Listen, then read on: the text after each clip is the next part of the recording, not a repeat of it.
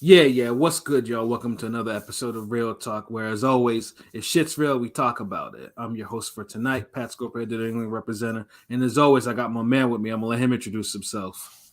Yo, what it do, man? It's your boy Jesus Shuttleworth, the God, Go Artist, aka LB Lauderdale Boss. You know what it is. RingGangRadio.com in the building. Thursday night. Wednesday night. Wednesday night, Monday. Wednesday. We just talking boxing, my nigga. Fuck that. Fuck the days, nigga. Today was just crazy today. So yeah, we just getting back in here with boxing. Got the whole crew here. You know what I mean, so let's do this. Let's go. End of the year. We closing it out. It's getting there. So let's do it. Yes, sir. Ring Gang in the house forever and always. And as always, I got my other man with me. I'm going to let him introduce himself. Hey, yo, what's good? You already know who this is. Your boy King P, Bodega Box in the building. Ring Gang Radio all day. So, you know what I'm saying? Ring Gang got us in a frenzy. You know what I'm saying? It's not Monday. It's not Friday. It's only Wednesday. But let's get it. Yes, sir. King P's not in the bodega. Right now he's straight in the sewer right now. He's Yeah, actually. Bodega's closed, but I'm not banning anybody. It's still holiday season. I'm being generous, but I will say right now, some of y'all are testing your fucking patience a little bit with these fucking arguments and these fucking whining with this fucking pound for pound. Get a life, kid. Like, really, get a life. Hey, dude, you got to remember, Wilder lost this weekend, and niggas is still uptight and funny style about that. So it's a lot of projecting going on. Just keep that in mind. Yeah. Like, Get a Wilder be fucking breaking life. niggas' Like, hearts. Like, these niggas need to get a fucking life. Like, stop whining. Well, your pick for fight of the year isn't the same as my pick, and I'm mad. Yeah. Like, get the fuck out of here. Y'all ninnies about to be fucking banned. Like, I'm tired of y'all fucking bullshit. This nigga said ninnies. Like, he's like, you fucking Dude, ninny. Crawford just as bad because he keep tweeting every 15 minutes about why he should be. It's like, dude, it's like him and Clarissa Shields are like literally like almost the same person now. Like when they get on some fuck it, I should be this or I'm the reason why. Like these niggas don't stop. Like these niggas go full throttle with it, man. Hell yeah.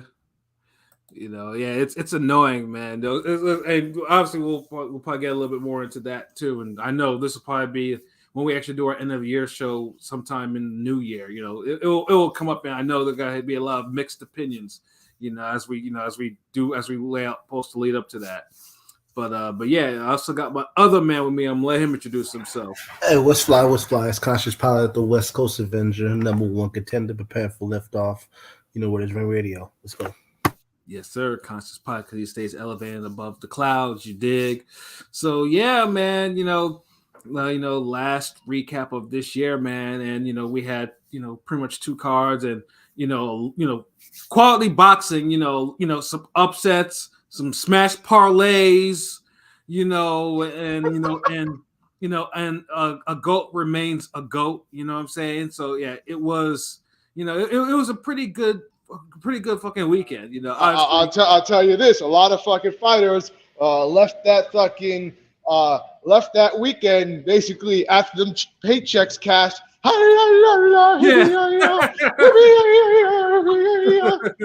that money.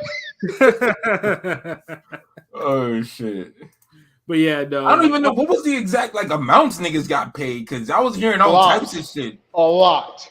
Because niggas just saying Wilder got 50 mil, but then niggas is 50 mil was for the whole card. So I'm just kind of I mean, as we all know, Saudi Arabia, as we all know, they throw money around. Obviously before this, the first time that they did this was obviously for Joshua Ruiz too, with Ruiz got first he got a good payday for winning the belt, and then he got a either nicer payday for defending it. And this of course is the reason if why you call it that.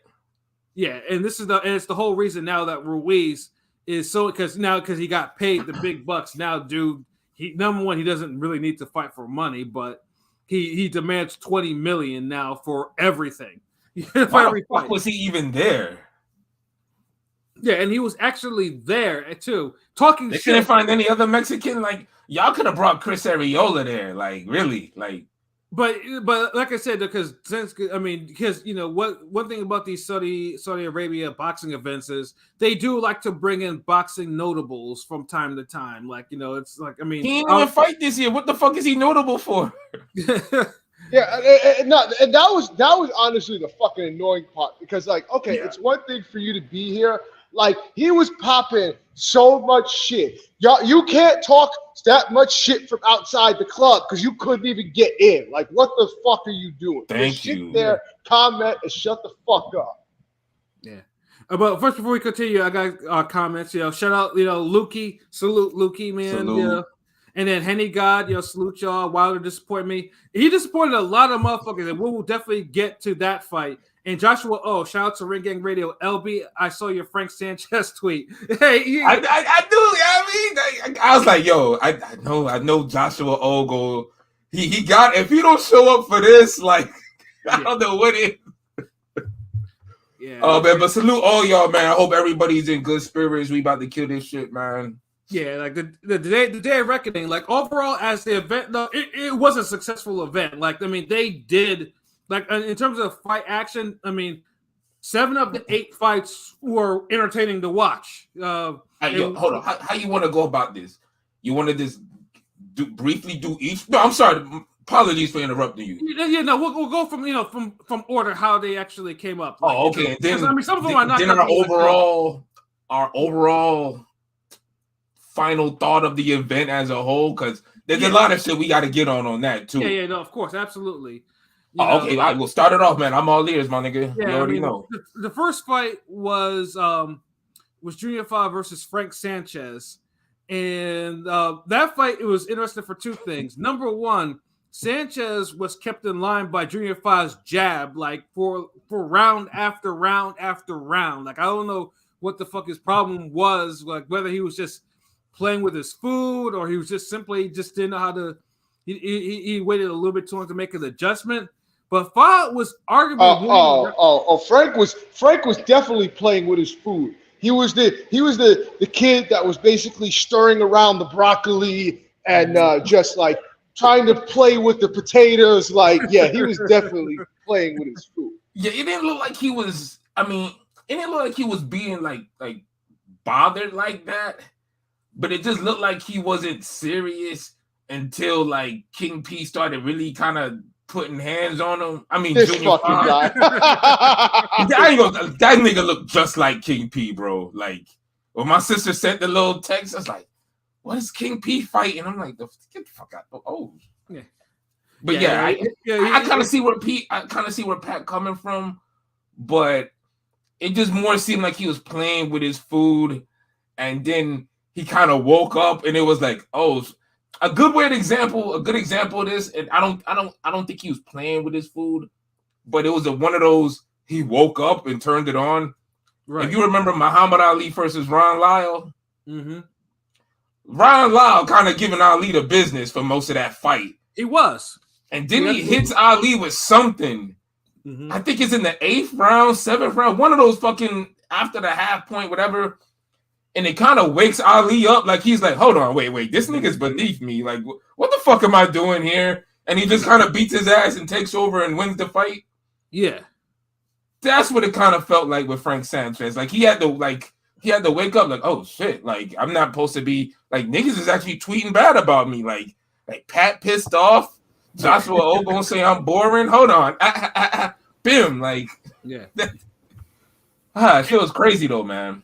And just like, but when he turned it on too, I think it was in the 6th round where he landed that right hand, and Fa, and I was like, yo, and Fa just turned like he was like done, like bro was just like he didn't know what the fuck hit him. He would have been stopped in the 6th round if it wasn't for the fact that the bell like had rang. It was the end of the. Oh yeah, he got dropped bad. Yeah, he got dropped bad in that round. He got literally saved by the bell. Then. Yeah, but at least Sanchez didn't waste no time in the 7th round. Like he was like, you know what, fuck all this bullshit. Like. He had him once he dropped him with that right hand again. Like, yeah, that shit was a wrap. Like, I was like, damn, he could have done this shit like in fucking the 1st or the 2nd round, whatever the fuck. He probably didn't because his last fight was on like the pre-fight. You know what I'm saying? One of the last Showtime pre-fights, and he got rocked real bad against a random jobber. So maybe he's just now, especially his last fight, he's gonna be a little more cautious now.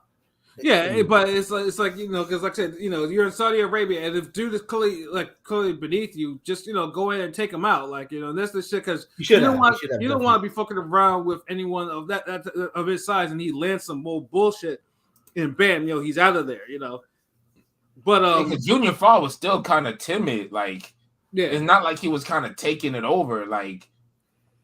Yeah, exactly. Like you see how when Ron Lyle was going at Ali, like he was really taking it to Ali. Like Junior Fall wasn't really. He was just doing a little bit more. He wasn't really taking it to him because I feel like if he was really taking it to him, Frank Sanchez would have woke up sooner. But Junior Falafel just looked like he was just stat padding for the first 5 rounds. Yeah, but it was how it goes. Just enough. It wasn't nothing crazy. But I mean, it definitely wasn't enough that he definitely could have won some rounds, like because they were clear because he was doing something. He probably won a couple rounds. He probably won 2 rounds, maybe. But at least though the knockout of it set off the card right because Sanchez and I know both me and Pete had to wait for that motherfucker. I think me and Pete both put money on that actual round prep. That 7 through 8, I put a KO on it and it hit. Yeah, so I was like, okay, +1, there it is. And then the next fight, which was the biggest mismatch of the fucking card, was Philip Hrgović and Mark Demori. Like, this was a horrible, they could, Andy Ruiz's happy ass could have been in the ring with Hrgović that night. Like honestly, he could have just got out of his street clothes, put on some fucking trunks, and he probably would have gave a better fight. Yeah, Mark Demori, as I mentioned before in the preview, dude's only known for getting KO'd and won by David Haye that was coming back. And that was 8, and that was like 8 years ago. Yeah, exactly. And pretty much the first right hand Hrgović landed on dude was on Queer Street. It was bad. I was like, damn, this motherfucker's got. If that fight went more than a round, I would have been disappointed in Hrgović. Yeah, and he went down, and the funny thing is too is he went down the first time, and then after that, when Hrgović started landing some of those right hands, dude was turning away, and he was letting Hrgović hit him in the back of the head. You can't do that, my nigga. You gotta turn around and fight. You can't do that. If you're getting hit hard, go to a knee or something, clear your head, but don't turn away and let Hrgović hit you in the back of your head because the referee wasn't calling because he kept on doing this shit the referee's like, you're turning your fucking head. He's not, that's not rabbit punching. And he did, and then he did it the third time, and the referee was just like, nah, we'll stop this fight. And I was like, great. I put money on 1 and 2, and I got it at +105. So okay, thumbs up. I was like, okay, maybe Lady Luck will kind of shine the light on me. Okay. Yeah, Mark Demori is disgusting too, because he got paid good money for that bullshit. Hrgović should be ashamed of himself for that too. Hrgović should be ashamed of himself, and and Mark Demori, I hope to never see on fucking TV again, in any fashion. That 41-2-2 record is inflated. You fought other bar drunks or some shit like that. Uber drivers and like that. There's no duster salesman. Exactly. It was just a whole bunch of fucking bullshit. You know what I'm saying? And then I think the third fight was the Jay Apataya fight. Was it? I think correct. That was the third. Yeah, fight. I ain't gonna lie, that dude. Yeah, I think so. Yeah. Business. Yeah. No, he looks really good. Pause. Yeah, Jay Apataya, he wasn't fucking around. Special. Early on. I put money on him winning. I didn't put a knockout because I wasn't too familiar with Zorro. But the funny thing is too, Zorro tried to counter him, and it wasn't working because I think it was a little bit too slow. And then after just seconds later, Jay Apataya lands pretty much a sweeping right hand, a KO of the year. Yeah, and had this nigga gone. Dude was asleep with his eyes open. Right. Yeah, he was out cold before he hit the ground. That's a true knockout. That's what you're supposed to do. Ja's a cruiserweight. I don't know if he's small, too small to go to heavyweight eventually, but I think he got the skills. He got the skills and stuff to maybe test the water soon. Yeah, he will. You're not gonna keep all that talent in motherfucking cruiserweight. Yeah, he's talented. He's too talented to not. He might be a heavyweight in 2 years. Soon, could be sooner. So maybe next year. Because I was like, when that shit hit, I was like, God damn, like dude was like, I mean, all I know is like all I know is if that fourth rope wasn't there, dude was in that apron. Dude would have probably been carried out of that ring. Yeah, fucking crazy. That shit was bananas. Hold on, real quick. Salute Android. What it do? I don't know. We said what up to him. I can't remember. What up, Rob? What up, Rob? What up, Rob? What up, Josh? Oh yeah, what up, Rob? Too. Hey, what up? What up, Josh? Sanchez learned how to turn it up earlier. He would be dead. He would be deadly. I know. I don't know what it is. Like he'll just be one of those guys. He'll be known in the heavyweights until he gets a shot.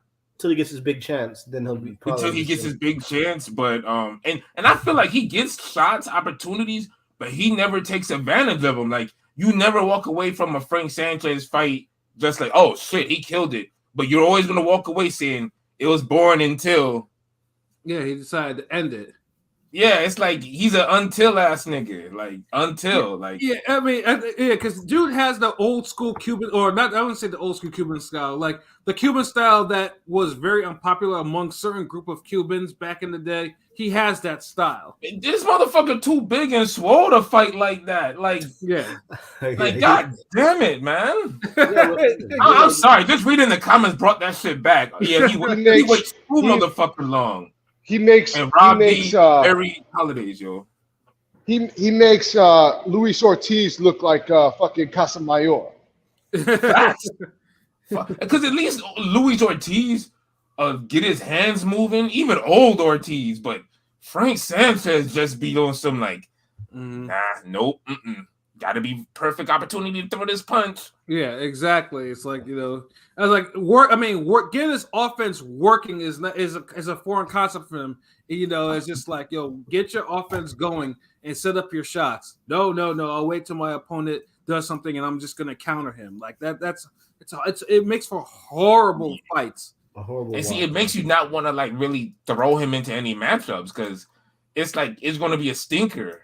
Yeah, and it sucks because dude clearly has the power to get niggas out of there, and he just he fucks around too much. Like I shouldn't see. There shouldn't be smaller heavyweights with smaller and chinnier heavyweights in the past. Right, have been more aggressive than you. Right, like that's crazy. Like fucking Tommy Morrison wouldn't have went no goddamn 7 rounds with dude. Yeah, exactly. Like everyone else, fucking Duke would have got his ass out the fuck up out the paint. And you would think that this motherfucker trains with Canelo, that he would have learned what a killer instinct is. Like you kidding me? Like I should have said like all of them got killer instinct over there. But like, where's your well? Remember, what's his name? Reynoso didn't show up to train him until the day of his fight. Like true. we got to remember that shit. You know what I mean? Yeah, absolutely. Oh man, I do want to see Hrgovic and Sanchez maybe fight each other or get in bigger fights later on because I feel like we be getting teased by them niggas. Pause. Like right. Like I don't know. Like it's like I expect more from them for their type of name, their hype. Yeah, but you always left wanting more. It's always like. Yeah, but speaking of heavyweights that I thought, I expected more from, which goes to our fourth fight and the first upset of the night. Arslanbek Makhmudov and Ajit Caballo. Now, we previewed him, and Caballo is pretty much he has that victory over Chisora like years back, like when Chisora was still a serviceable fighter, and then he did nothing with it. He was just fighting old faded fighters, or he fought like 5 times in 7 years. Honestly, the only reason why I stayed away from that fight was because I hadn't seen enough of Caballo. Because to me, Makhmudov was always just a stiff, lumbering brute. He was always gonna get quote unquote exposed. He was always gonna get, Yeah, but I didn't realize how fragile his fucking body was because he took shots to the chin pretty well, but it was the thing is he took it to the chin well pause, but then he got tired, Then the man went downstairs. And then he's clumsy, and he was missing too. Clumsy, and then once he was a little tired and hurt. That body attack was relentless in the end. And I've seen him before, but he just looks so lumbering. It's like I don't know, man. Like he was damn near like Valua was more coordinated than this motherfucker. This motherfucker always struck me as a fee fi fo fum type of fucker. Yeah, that's what he is. That's what he is. But he has like quote unquote, R-word power. You know what I'm saying? I mean, he was knocking niggas out. Dude, the way he's moving so slow. I don't know. It's like he has some George Joyce in him. He has some Valua, and he has some Fee-Fi-Fo Fum in him. Yeah, he was but it's just like the worst. He has the worst of all of that shit. Like, yeah. No, like the way how lumbering and it's like I ain't gonna lie. Like if somebody was like if you had all these heavyweight boxers lined up and the niggas like, yo, point out the heavyweight nigga you want to fight, and I'll give you 50 grand. I'm pointing out that motherfucker. I'm like him, that nigga right there. Like, but he once I saw him kind of get a gift on Takam on one of those Canada ESPN cards, I saw Takam basically not being able to miss the overhand and making Makhmadov miss so much. I was like, yeah, he's gonna get exposed bad eventually. That's why after Takam they gave him cans like the next 4 or 5 fights. You know what I'm saying? And the fact is, it's just the way like Caballo, like number one, Caballo showed the chin, like he was not affected not once. And I'm not saying because he did take some fades. Like, he did, and he did, and he stayed, and he didn't sway from his plan. He would back up, and then he went back in, pause to actually, to do what he had to do. Like the body work was outstanding. Like, and then dude was lighting up with uppercuts, and it's just like Makhmadov was like gassed by like the second, third round. Like he was like finished. He was laboring. I was like, see, you could speed up people gassing when you put consistent hands on them. A lot of niggas don't do that in boxing. They know a guy is gassing and they just kind of pat. Like, nigga, put them fucking bombs on him, nigga. Like, so I'm glad dude kind of seized the moment because he a lot of people don't, bro. Yeah, like there was no fucking around. Frank Sanchez should actually watch this fight because Caballo, like once Makhmadov, like he showed like he was fading.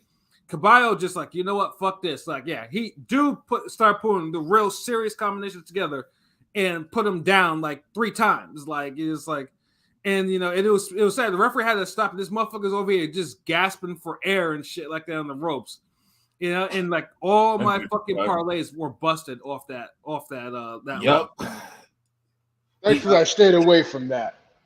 Yeah, because he took one out the game for me, man. That motherfucker. Yeah, and that Caballo. I mean, you could have wasted Makhmadov. You could have took a 0, man. At least have Jared Anderson take it, but there's somebody like that on the top rank because he's on top rank. But it is what it is. Yeah. This is one of those because Top Rank put him on there. Top Rank was trying to build him up into a Jerry Anderson fight, but now he has to rebuild. Like get this jolly white giant the fuck out of here. I'd have him fight I'd have him fight Goodall, the one Ajagba stop, Ajagba stop maybe the one that. He's gonna have to. I mean, he doesn't need a soft touch now, but someone needs to tell this dude to get his cardio up, and 2, do a little bit more, sit-ups or whatever. Like instead of doing 50, what you probably do like 500, something. And I'm not gonna lie, I've been watching him for a little while because one of my friends is actually a ironic fan of him. You know what I'm saying? So I kind of kept an eye on him for a bit. He used to look a little bit more in shape in previous fights. He wasn't looking the most fit I've seen him look. Yeah, I've been around. Like, dude is a fucking beast in person. Like, he's like, dude is like ridiculous. But you are right. It seemed like he was probably a little softer around the middle. Yeah. But his weight slower too. Yeah, but his weight though was like around how he usually weighs. Like he might. I guess he probably wasn't in shape. 260 something pounds. Like because dude used to be more built. Or at least more solid than that. I don't know what the fuck happened. Like this dude, he looked, whatever it was, he didn't look like a lion, bro. He looked like a straight up lamb, like all like a lamb. Yeah, like and he disappointed me too because I actually thought he would do something, but after the way he did something all right, got his ass whooped. Yeah, he busted all my fucking parlays. I was like, well, and I wanted to do like a one for the next 4 fights. I was just like, yeah, you know what? Fuck that. Like, cause there's somebody in each set of fights that always fucked up a parlay because Miller fucked up the next set of fights. Yes, and it was also arguably probably the fight of the night. Daniel Dubois and Gerald Big Baby Miller. That was a hard fight. Like, dude, Dubois definitely got tested like early and in the middle of the rounds too. Like because Big Baby was putting a lot of fucking pressure on him and had Dubois like really on his bike. Like he was actually, and Dubois is not known for that type of footwork and that type of movement. That's the most he's ever moved and boxed. You could tell. You could tell because by the third, fourth round, his mouth was already starting to open. I'm like, oh my god, please don't tell me this motherfucker tired already. Yeah, what kind of training y'all niggas do if sticking and moving for 3 rounds got you looking like that? I'm just saying, bro. Like, like we've all had to do some sticking and moving for like some rounds, but yeah, you looking like. I mean, I know that we ain't do it with a winter soldier in front of us, but still, like, right. Yeah, and we're well. Yeah, I mean, Drew was dealing with a guy that was 100 pounds heavier than he was, and like I said, all Big Baby was just doing was coming forward, and Dubois was just. And anyway, I understand because he was trying to create distance so he could actually throw some bombs at him, which he did. And and fun things too, Big Baby was kind of shrugging them off, but I was like, okay, this is. But then Dubois started going to his body. And then you can see that, and then although it took a couple of rounds, you can see that Big Baby was starting to fade a little bit. And then by the sixth round, he was already. It was the beginning of the end, the decline of Big Baby. Yeah. He was already starting to get tired. Started having more of an effect then too.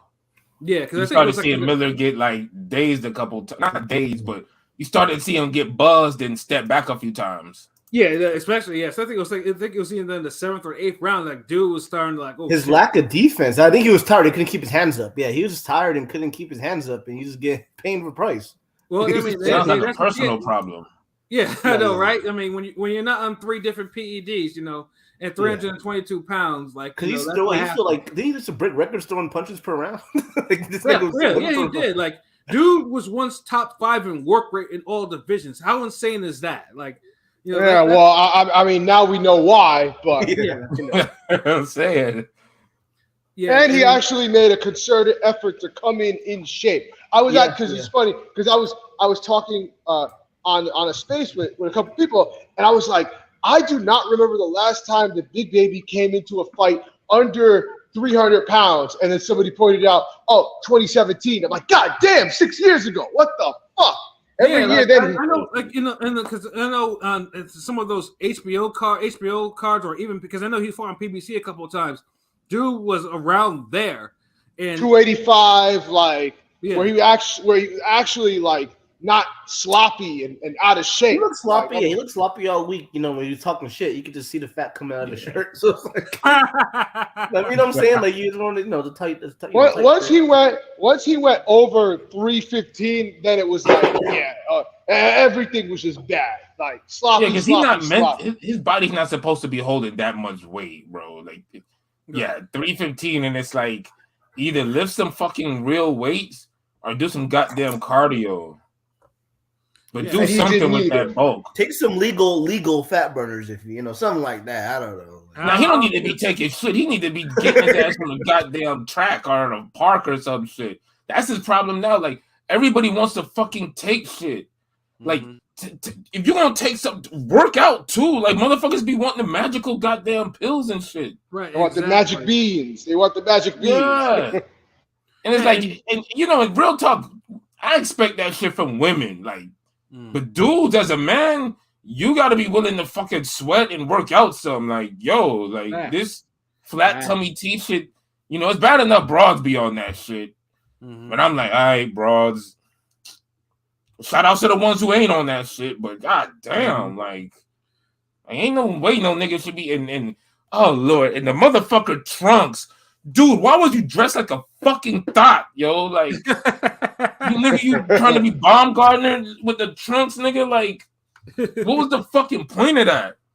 Nigga wanted to show off his legs and shit. Pause, nigga. Like, who's checking for your fat ass tree stump legs, nigga? Like, god damn, put some fucking clothes on. Man, you nasty fuck, you lazy bitch. You made me get my fucking parlay.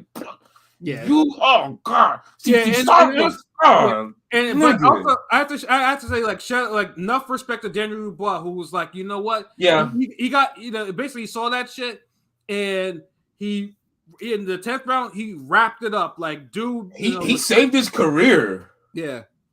Yeah, because in fact they were talking about because they were talking about if Daniel Dubois lost, like it'd be the end of his career, and he'd probably like it'd be a whole bunch of shit. Dubois, listen, like he didn't fade, like there was no mental lapses or anything like that. Like you saw him get tired, but he didn't fade. Yeah, he willed himself to do it.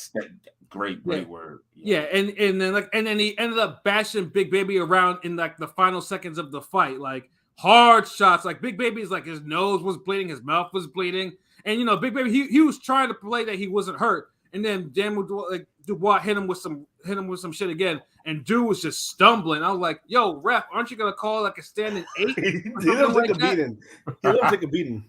Yeah, and then the final was, I think it was like one right hand and a left hook, and the referee was like, "Yeah, like that's enough." Like, that ref was cool. He wanted a stamp on that motherfucker. Yeah, too many niggas be stopping shit, and we don't get that stamp. Like, and so did Sergio Moro. He made sure. Did y'all hear Sergio Moro talk hella shit after?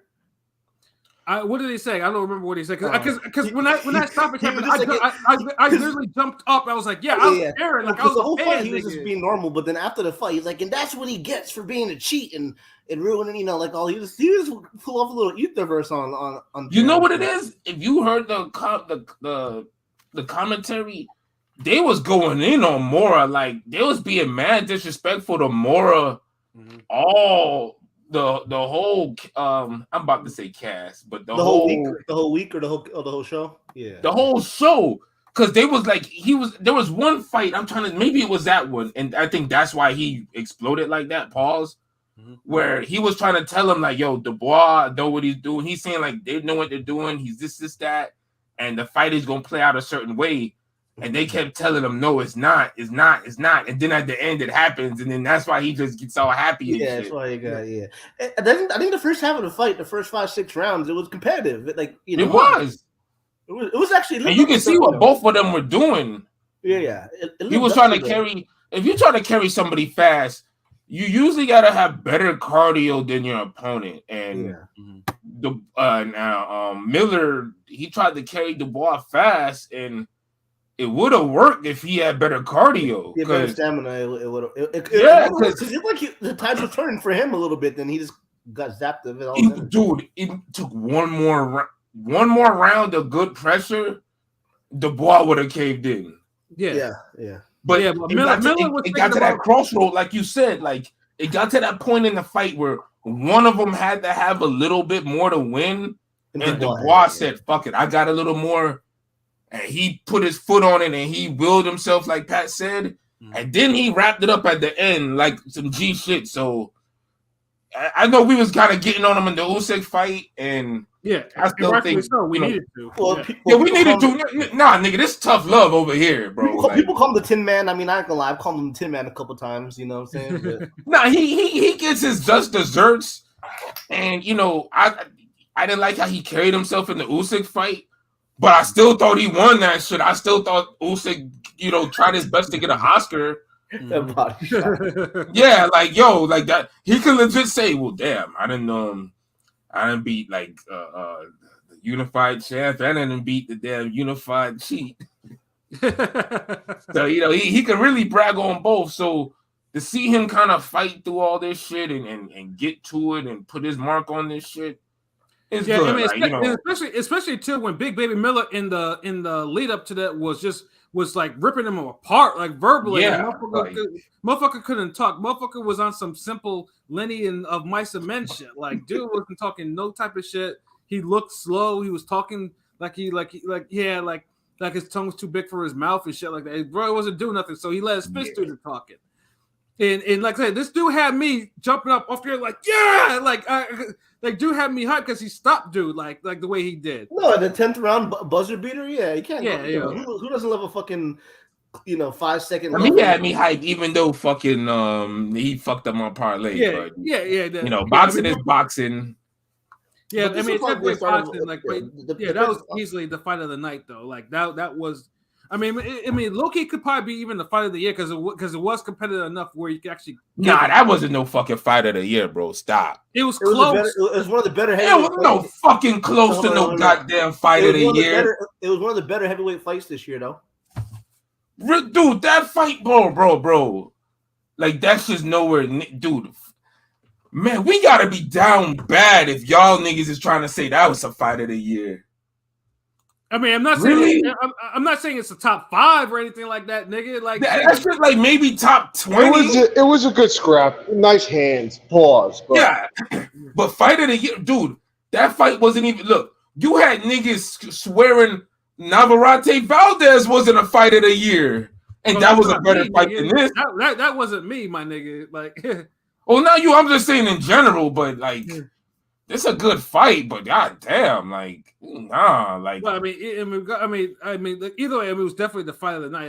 The shit was up there, like that. And the Makhmadov fight, you know, that was the one that I enjoyed the most. Yeah, I mean, because that was an upset. The parlay killers. Yeah, and then like I said, the card was just that card was on a straight up and up, like this shit, like, I was like, the energy was good, everything was there, and then I think who was next? Was it the Bivol fight that was next? Bivol fight, yeah. Bivol fight. And, the funny thing is they ended up switching the order because the Big Baby fight and the Big Baby and Dubois fight was supposed to be the third fight on the card. Then after that would have been the last two. But like Bivol got there late, and so like he wasn't ready by the time to fight when he was supposed to. So they had to run out Big Baby and Dubois early so that fucking Bivol could get ready and get his shit together in time to get ready to fight. Right. And he did that on purpose. He's like, man, I'm the only champion on this card. Fuck that. Like, yeah. Like he said, I need a better slot on this shit. And then Bivol and Linden offered. Yeah, and this ended up being the fucking piss break of the fucking card. So I'm kind of disappointed in Bivol because the first 5 rounds he was looking like he was going to stop Arthur, but then somehow we're talking about a distance fight. Yeah. And then, although in the 11th round, he came very close to actually putting him away. Like, he dropped dude, and, the bell kind of saved Arthur from actually getting stopped. But it's like, nigga, you had that effort the whole fight.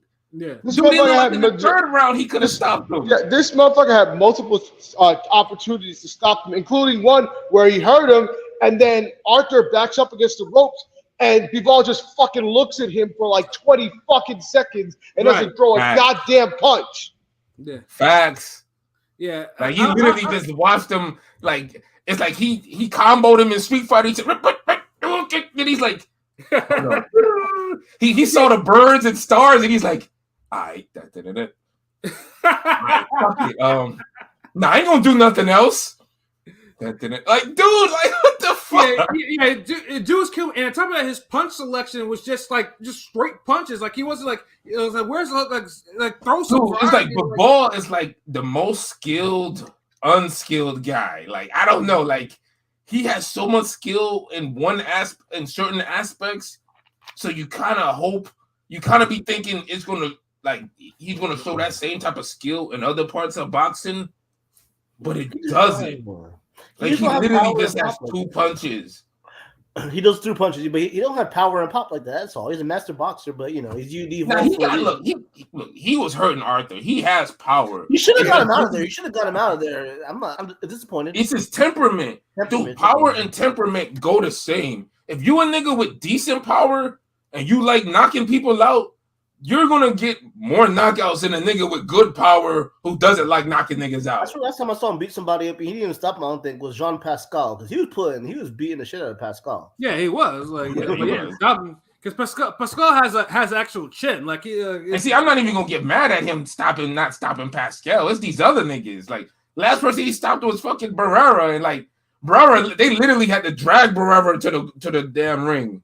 Right, yeah, and that was an HBO fight. That was a long fucking time ago. I'm saying, right? Like come on. I do want to say, I think people to compare, Beterbiev is going to beat Bivol, and then if he fights like this. I don't think Bivol's obviously oh my god, he's not Bivol, gonna fight. I'm saying Bivol is not going to beat Better Beef. Not like that. Not with that gay boxing. Right. But I'm saying he's not gonna fight that way, like aggressive to Better Beef. I mean, no one, Bivol is a smart boxer. He's gonna have to fight aggressive somehow because he's not gonna win if he doesn't. Yeah. See, this is one thing I think y'all missing with Bivol's natural default style is an aggressive boxer. It's just the quality it's the quality of his punches and temperament that doesn't make him some offensive threat, even though he's a offensive boxer. Right. He has a decent work rate. He puts punches together. He puts combinations together. He throws shots in and out. He's always going to have a good work rate. Like, Bivol doesn't fight in a minimalized boxing way. If you make Bivol be minimalized, like not throw a lot, like you take away half his game plan. He's a guy who has to point you, he has to outpoint you. And if you don't let him outpoint you, you don't let him point with you, it's like, what the fuck else is he does nice? Yeah, because I mean that'd be nice if he wouldn't pitter patter half the fucking time. But he wins that way. Like I agree, bro. But that's a temperament. He's an offensive guy who doesn't really want to be offensive. I still favor Bivol like Better Beef. I mean, I still favor Bivol against Better Beef, but I gotta no, he's better Beefs because with Better Beef it's 60-40 to me. Like I give Better Beef 60, Bivol 40. Because Bivol's a guy like Thurman where he knows how to win fucking rounds and do just enough. And those guys are scary because you got to really hurt them or put them on the damn retreat to really beat them niggas. Right. And the problem with Bivol with Better Beef is a guy. I mean, although Better Beef, like I said, he comes out cold most of the time. But if you let Better Beef warm up into a fight, it's gonna get bad. It's hard. It gets serious. And that's one thing. Like Bivol knows how to get early leads. Hey, but Bivol could have Better Beef cold, but the thing is that the thing that's going to work against Bivol, against Better Beef that works with everybody else, even though Bivol will have early success against Better Beef because he's aggressive, but he won't have the power to make Better Beef kind of chill. Mm-hmm. Yeah. And that's the thing because he's not going to have a temperament. He's not going to really try to really hurt Better Beef. He's just going to jump out and be like, all right, let me push him back. Let me that combos, bitch punch, and that Better Beef is gonna be looking bad. You're gonna be eating a few of those, but he's gonna work his way into that fight and start throwing those damn Marco Huck bombs and shit, and then I mean, he's gonna club him in the back of the head a couple of times and say, "Fuck your gay boxing." Like that shit. That's what he's really doing. Like Better Beef is just gonna really just be on some like. Yeah, fuck that. Like, yeah, I see what you're doing, and it's not enough. Yeah, I ain't gonna lie though. See him seeing him in a couple months. I mean, coming off jaw surgery, I wonder. Pushing 40, so you never, I'm just saying he's, well, I mean, he's up against it with Callum Smith. Like, Bivol better hope he look off or something, or he lose because Bivol said he already signed. Bivol said he already signed his part of the contract. So. After that, I guess we got to wait on Turbiev. Let's hope he gets past. Yeah, I mean, pretty much. I mean, the Saudis have already said like we're interested in bringing the undisputed light heavyweight title fight. And Bivol, Bivol is not the type to talk about his contract like that. So when he says that shit is signed, he got paid. He got paid. Yeah, he got paid. He's like, fuck it, I'm gonna do this. Yeah. So yeah, pretty much we're waiting to see because he's gonna face the winner of Better Beef or Callum Smith. I mean, obviously Eddie would love it to be Callum Smith because now Eddie will be able to be cut in to the promotion. Yeah. Whereas Better Beef is obviously his top ranking, it'll be a little different because Better Beef actually has real stakes in the leg. Because everyone knows Better Beef is coming off. Better Beef is getting up there like he's almost 40. Let's hope that Saudi money is able to make fucking Suleiman look the other way and not have to worry about these goddamn stupid fucking politics. Yeah, of course it is. Like if the Saudis are going to be bankrolling shit, Suleiman is going to be sure, we'll. Because too, during the event, though, Dmitry Bivol didn't say that he was from Russia. He would say he was from, some different country. Like, they're already putting that shit down in the foundation. Like, that's just kind of crazy. I could have just imagined I'm somewhere and it's like, Nigga, I ain't from Fort Lauderdale. It's Miami, nigga. What the fuck? Yeah. I don't know, man. God damn. Yeah, so That's I mean, crazy. yes, but yeah, but like that fight is pretty much signed because Bivol doesn't talk about his contract. So if he says that shit is signed, then you know it's signed. So it's like, so yeah, we just waiting. We waiting. It's it's about 3 weeks, give or take, for Better Beef and Callum Smith, which I know we'll talk about that like probably in the new year, and I'm sure we're anticipating that fight. And then I've been hyping up that fight all year. So yeah, and it was a shame that it got postponed, but shit happens. Yeah, And then we get to the co-main of the card. Whew, I think we all gonna need to take a drink on this one, man. We have one Joseph Parker and we have one Deontay Wilder. And if your parlay wasn't busted at this particular point, it probably got busted at this point. For sure. Yeah, I shout out because I was talking to my man Doc about this, and shout out first of all to the Kronk Education. Shout out to Andy Lee, who's underrated as a boxer, and now clearly has learned well from Emmanuel Stewart and Sugar Hill and all of them, and is become a pretty fucking good trainer. Apparently, like. I was saying, the Crunk boys, the trainers, they be whooping. Anytime that Wilder faces anything like that, they be whooping on Wilder. Like Wilder can't get past this. It's just like Eddie Futch was like the trainer for 4 of the 5 people that beat Muhammad Ali. Like Ali was like, he's the only trainer that's like that's done that. That kind of like solves that peeps the weakness in my game and sews it up.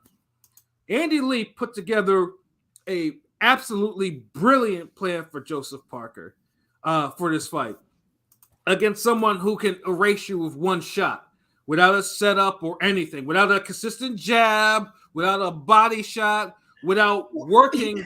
Nothing like this. Just he used to pump that jab though. I don't know what happened. He used to jab it to at least measure. I don't even know what happened, bro. Well, what happened was as soon as he got rid of Mark Breland, we talked about this too. Mark Breland pretty much said, yeah, he's done. Mark Breland is now proved to be a fucking sage to what he's talking about because he got Malik Scott, and we all talk about Malik Scott is his buddy. Malik Scott is a Wilder knockout victim. Malik Scott was teaching. He threw that fuck. He a knockout victim. He fucking took a dive. He's a dive victim, but whatever. I mean, he's still a victim. Like I said, he did the Bruce Seldon. Yeah, and then of course Malik Scott was a trainer for overweight IG models before he got put into this position for Wilder because simply, him are brothers instead of like a hard, like tough love trainer, which is what Wilder needed, and with Mark Breland, I always, I would say it's like, what did Mark necessarily do with Wilder most of the time? But Mark did give him, you could tell Mark did at least give him the foundation for what his style was, at least try to do something to set up a right hand, because and then once that was, obviously over time, Wilder got very one trickish with it, and all I need is one shot, and that led to a lot of different things that happened in his career. But after the Fury trilogy, Wilder was taxed, he was beaten up, and he took time off. We got the Hellenius fight. Didn't really answer no questions. He got, he scored a late first round knockout. So like, and okay, he's back. And against a guy he done sparred with and he's super familiar with, but right. Hellenius was on a little comeback. He done beat Kalnacki, so it was a quality, decent opponent for him to come back against. Yeah, exactly. So the only thing we disagreed was for that being on pay-per-view. It didn't belong on pay-per-view. But yeah, I don't know what the fuck they was smoking rocks. They were wilding out this one. So we have Parker. Parker himself. Parker is not like fresh. Like Parker had been rebuilding himself too. Dude got knocked the fuck out by Joe Joyce in a war. Like he got brutally knocked out. Like his knockout was like the point where he's like, damn, like will he be the same again? But dude has been active. Dude, the Wilder fight was his 4th fight of this year. You know, people got to understand, you boxers, you can't afford to take time off. If you want to progress your career, if you want to get to where you need to be, you got to be active. He fought nobody, whatever. He fought, a couple guys that we never heard of, and he fought, obviously, Simon Keane, who, it kept him fresh, though. It kept him fresh, though. It kept him fresh. I mean, 3 fights. I mean, we're begging niggas for 3 fights. This guy's the former champ. Yeah, he got knocked out by Joyce, but he came back, 4 fights this year as a former champ. You know what I'm saying? You never hear that anymore. Like, you hear a guy's fighting 4 years, but they're still on the come up. You know what I mean? Yeah, exactly. Yeah, I mean, Daenerys was the last person I can remember fighting 4 times and was like a champion level guy. Like, yeah, Dog Bay did it too, but the 4th fight kind of bit him in the ass with Navarrete. Yeah, and you see how the 3rd fight is biting people in the ass this year, right? Robisi Ramirez. Yeah, no, exactly. Because he had a good little role, but that third fight, it gets you. Like, yeah, man. Yeah, and Joseph Parker, Eddie Lee gave Joseph Parker the plan. Like, first you got to come forward on Deontay Wilder. It just seemed like, again, Wilder has scored a knockout going backwards. The Helenius fight was one of them, but you got to put some emphasis on your shot. And it was just simply that. And Wilder simply just didn't know what he was doing. Like, I mean, because you saw all the drills and stuff, the videos they put out him and Malik out working on. None of that shit, as always, it didn't show up in the ring. Like, for the 3 fights, Wilder was like 10. He wouldn't throw anything. Like, dude was just moving, he's jittery, and a lot of people, of course, on Twitter were noticing his legs. His legs, obviously the man is, he has skinny legs, but it just looked like they were skinnier than normal, bro. Like, his legs are already skinny. Yeah. That night was just, nah, bro. Like, something looked like he looked almost sick, them legs were that fucking skinny. And he moved back down to 217, like his normal, weight back in the day. So, right, yeah. It was interesting. And honestly, I didn't think nothing of it because dude was icing people at that weight too. So it was like, it was whatever. Okay, dude's trying to get some of his exposure. Yeah, but he was getting niggas off the first step. He was being quick about it. Like, that whole fight, he looked lethargic. Mm-hmm. Like, he overtrained or he didn't train enough. Honestly, this is where the inactivity kind of bit him in the ass because he just did not. He couldn't get the timing down. Because, like, one of the things was, like, and even going into it, like, I said, like, it's going to be – he's not going to wilt off Parker, whatever you want to say, he's not going to wilt off the first punch like a lot of Wilder's opponents were.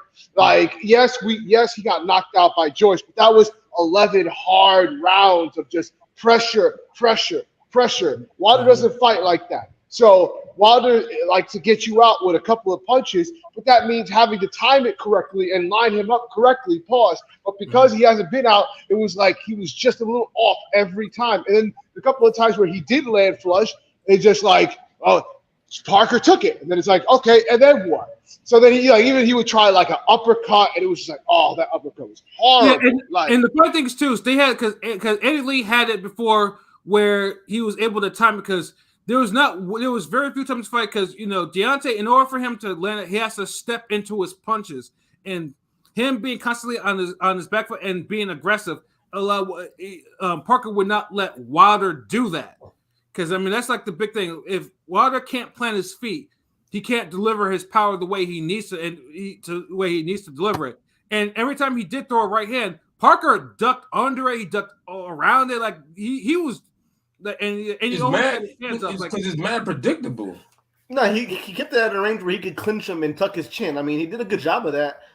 And the thing is, Wilder didn't even throw his right hand a lot like that. Because see, this is the thing. If you can't get your timing, the best thing to break into your rhythm, to get your rhythm going with timing, is to throw punches. Mm-hmm. Yeah, so if you're trying to get your timing off of throwing. He's not a high output guy either. So no, but he's but that's what I'm saying though. Like, he's moved his hands more than that. Like, he needed to have the Bermain Stavern first fight, yeah, mentality where it's like, okay, I'm letting my hands go, jab, 1, 2, just basic shit. Mm-hmm. he would have found his rhythm. He regressed. But he literally like regressed because He regressed. You're not gonna get your rhythm off of fucking throwing 15 punches around. Yeah, You gotta kind of get up there to like 50. Yeah, instead of having like a consistent jab in his face, his left hand was like this, like all the way low, like this, and he's doing that stupid stance he likes to do, like this shit right here. Like, yeah. And then he started dropping his right hand, so when it was time for him to throw the right hand, it's easier to read it because it's not coming up at your face. His elbows be out, like and all or like this shit right here. Yeah. So all Parker has to do is just easy, fucking simple. And you know what? It's the same approach Fury took to Wilder in the second fight. Mm-hmm. Like Wilder, like, yo, honestly, like Wilder, like all this shit about you have to be perfect. Niggas say that because he's been icing so many niggas, but when he fights somebody who's fucking above average, decent, this is what you get. Yeah. It's his. It's like Wilder was an overachiever. They knew what they had on their hands, and they said, "Yo, let's just make as much bread as we can with this nigga, and let's kind of steer him away from certain guys." A guy like Brian Jennings would have been exposed, fucking Wilder. Yo, I'm gonna be honest. But that's all wrong for him. I mean, Klitschko probably Vlad would have exposed him if they ever went through with that unification. Yeah, like, you know, and then I say Brian but Vlad is Vlad. But Vlad is Vlad, right? Like, yeah. I say Brian Jennings because he's somebody who's a solid contender. He's not somebody who's blowing the doors off of opponents and shit. Pause. Like you know what I mean? Mm-hmm. But he's quality, and we've seen him go give world class efforts against other people, win or lose. How about Michael Hunter fare? How would Michael Hunter fare against Wilder? Michael Hunter. Nah, Michael Hunter. He ain't gonna take enough chances against Wilder. Yeah. Right. But Brian Jennings has the natural come forward, tough Philly style, cut up arms, shoulders, moves his head, knows how to work the inside. All it is it's getting Wilder to overcommit and then press him backwards and take away his right hand. And the one thing too is like when Wilder was going backwards, his left hand was low, and that's why in the 8th round, Parker was telegraphed like a main overhand, like the 8th round. Like you don't let someone land 3 overhand rights on you in a row flush. Like he cracked them. Like the first one had Wilder looking at the ref like, what the fuck? The second one threw him in the corner. The third one, you say threw him in the corner. Yeah. Like, and the whole crowd was like, and I was like, oh shit, Parker's going for the kill because dude was letting his hands go. The only thing that Parker did wrong was he didn't give himself enough space to throw the type of punches. I get it because he had him hurt. He was flurrying, and Wilder was just like doing this shit. Yeah. Yeah, that shit was like doing horrible. Yeah, and so then, all Parker needed to add, if he would have had a left hook to the body. Or an uppercut, like that was or like an uppercut. Yeah. Speaking of uppercut, Bivol need to throw a goddamn uppercut. Yeah, Joshua. Oh, I seen your comment. I had to say that shit. That nigga punch variety is so motherfucker refused. Dude, Arthur was open for the uppercut the whole night. That shit was just But I had to acknowledge that because you're absolutely fucking right on that. But yeah, back to Wilder and them niggas. Like Parker getting the overhand rights. Soon as Wilder's going over, that left hook to the chest body is there all day. And he would have wore Wilder out more if he would have did that. But other than that, like he pitched a shutout, like Wilder couldn't do shit. Like and in fact, it was just because he was doing this like yo, clinch. Like don't go get hit with these balls. Don't be doing all this. This the most unskilled champion with fucking all these title defenses. He don't know how to clinch. Like, what the fuck? Like, he don't know any other punches but a 1-2. Yeah, it's like, or it's slap like hooks. 1-2, right. Or sometimes he'll do this. Like, he can set up a right hand, depending on how you are. Like, I mean, he's done it before, and he's throwing right uppercuts. He has but he just doesn't throw it enough. Because he don't know how to. It's like, that's a nigga who don't watch boxing, no tapes. He don't listen to, like like you could just tell, man, like because Wilder lacks a lot of nuances in the game, and that's why I know it's a whole. It's either he's not trainable or niggas just don't care, and they're running his career in a way to save him from moments like this, and it just he's at a level where you can't avoid top guys no more, right? And it's worse because it's like even the lesser guys know how to beat you now. Yeah, and and the funny thing too, it's just like in this boxing deteriorate, and I was just belly. You know, I'm just ignoring it. Wilder doesn't throw body shots. He never does. That's not part of his game plan. Like, well, he threw in the second Fury fight, and he was early on. The third Fury fight, my bad, third Fury fight. He was throwing that. That's about the most body punches we've seen. The first round was the best I ever saw him box. I'm just saying, the first round of that fight was the best I ever seen him looking around. Probably. But the funny thing is too, Fury adjusted and was able and was catching him. Like every time he threw a body shot, Fury would hit him upside the head. Yeah. That was I'm lost because where was the jab? It seems like he's just content. He should retire. I ain't gonna lie. He's 38. You know what I'm saying? This kind of loss. I mean, he out here talking about his investments, and he's a happy fighter.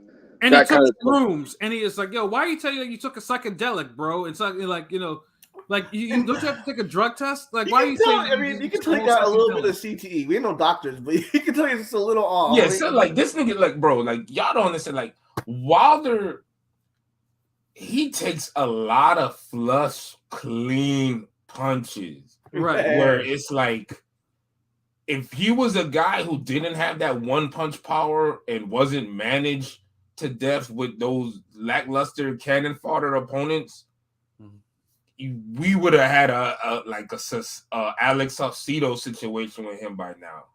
Yeah, and also, I mean, it's one of his. One of the things is Wilder could take a good shot because the shots that Parker landed him in that 8th round should have put his ass down for good. Like, I mean, like I don't know. I honestly don't understand how he stayed upright from those shots. Dude, because the thing is, Parker was landing a good shot, but the follow-ups were never as good as the first shot. Mm-hmm. I also think Wilder has pretty good or pretty decent recovery skills. He'll get hurt, but he recovers well. Yeah, and that's true. That's true too. Like I think it's both really. Like Parker, he would land good shots that would hurt him, but the follow-ups were never those like, okay, nigga, you staying hurt, motherfucker. And then on top of that, you need those type of you're gonna stay hurt, motherfucker punches. Because Wilder's a guy who recovers well. For as clean and as flush and as bad as he take these punches, he recovers well. It's almost kind of frightening because you can almost see in his eyes that he's hurt. Like, and he has that look, and it's like, bro, you don't need to be getting clocked by motherfuckers like 250 pounds, and you're like against the rope.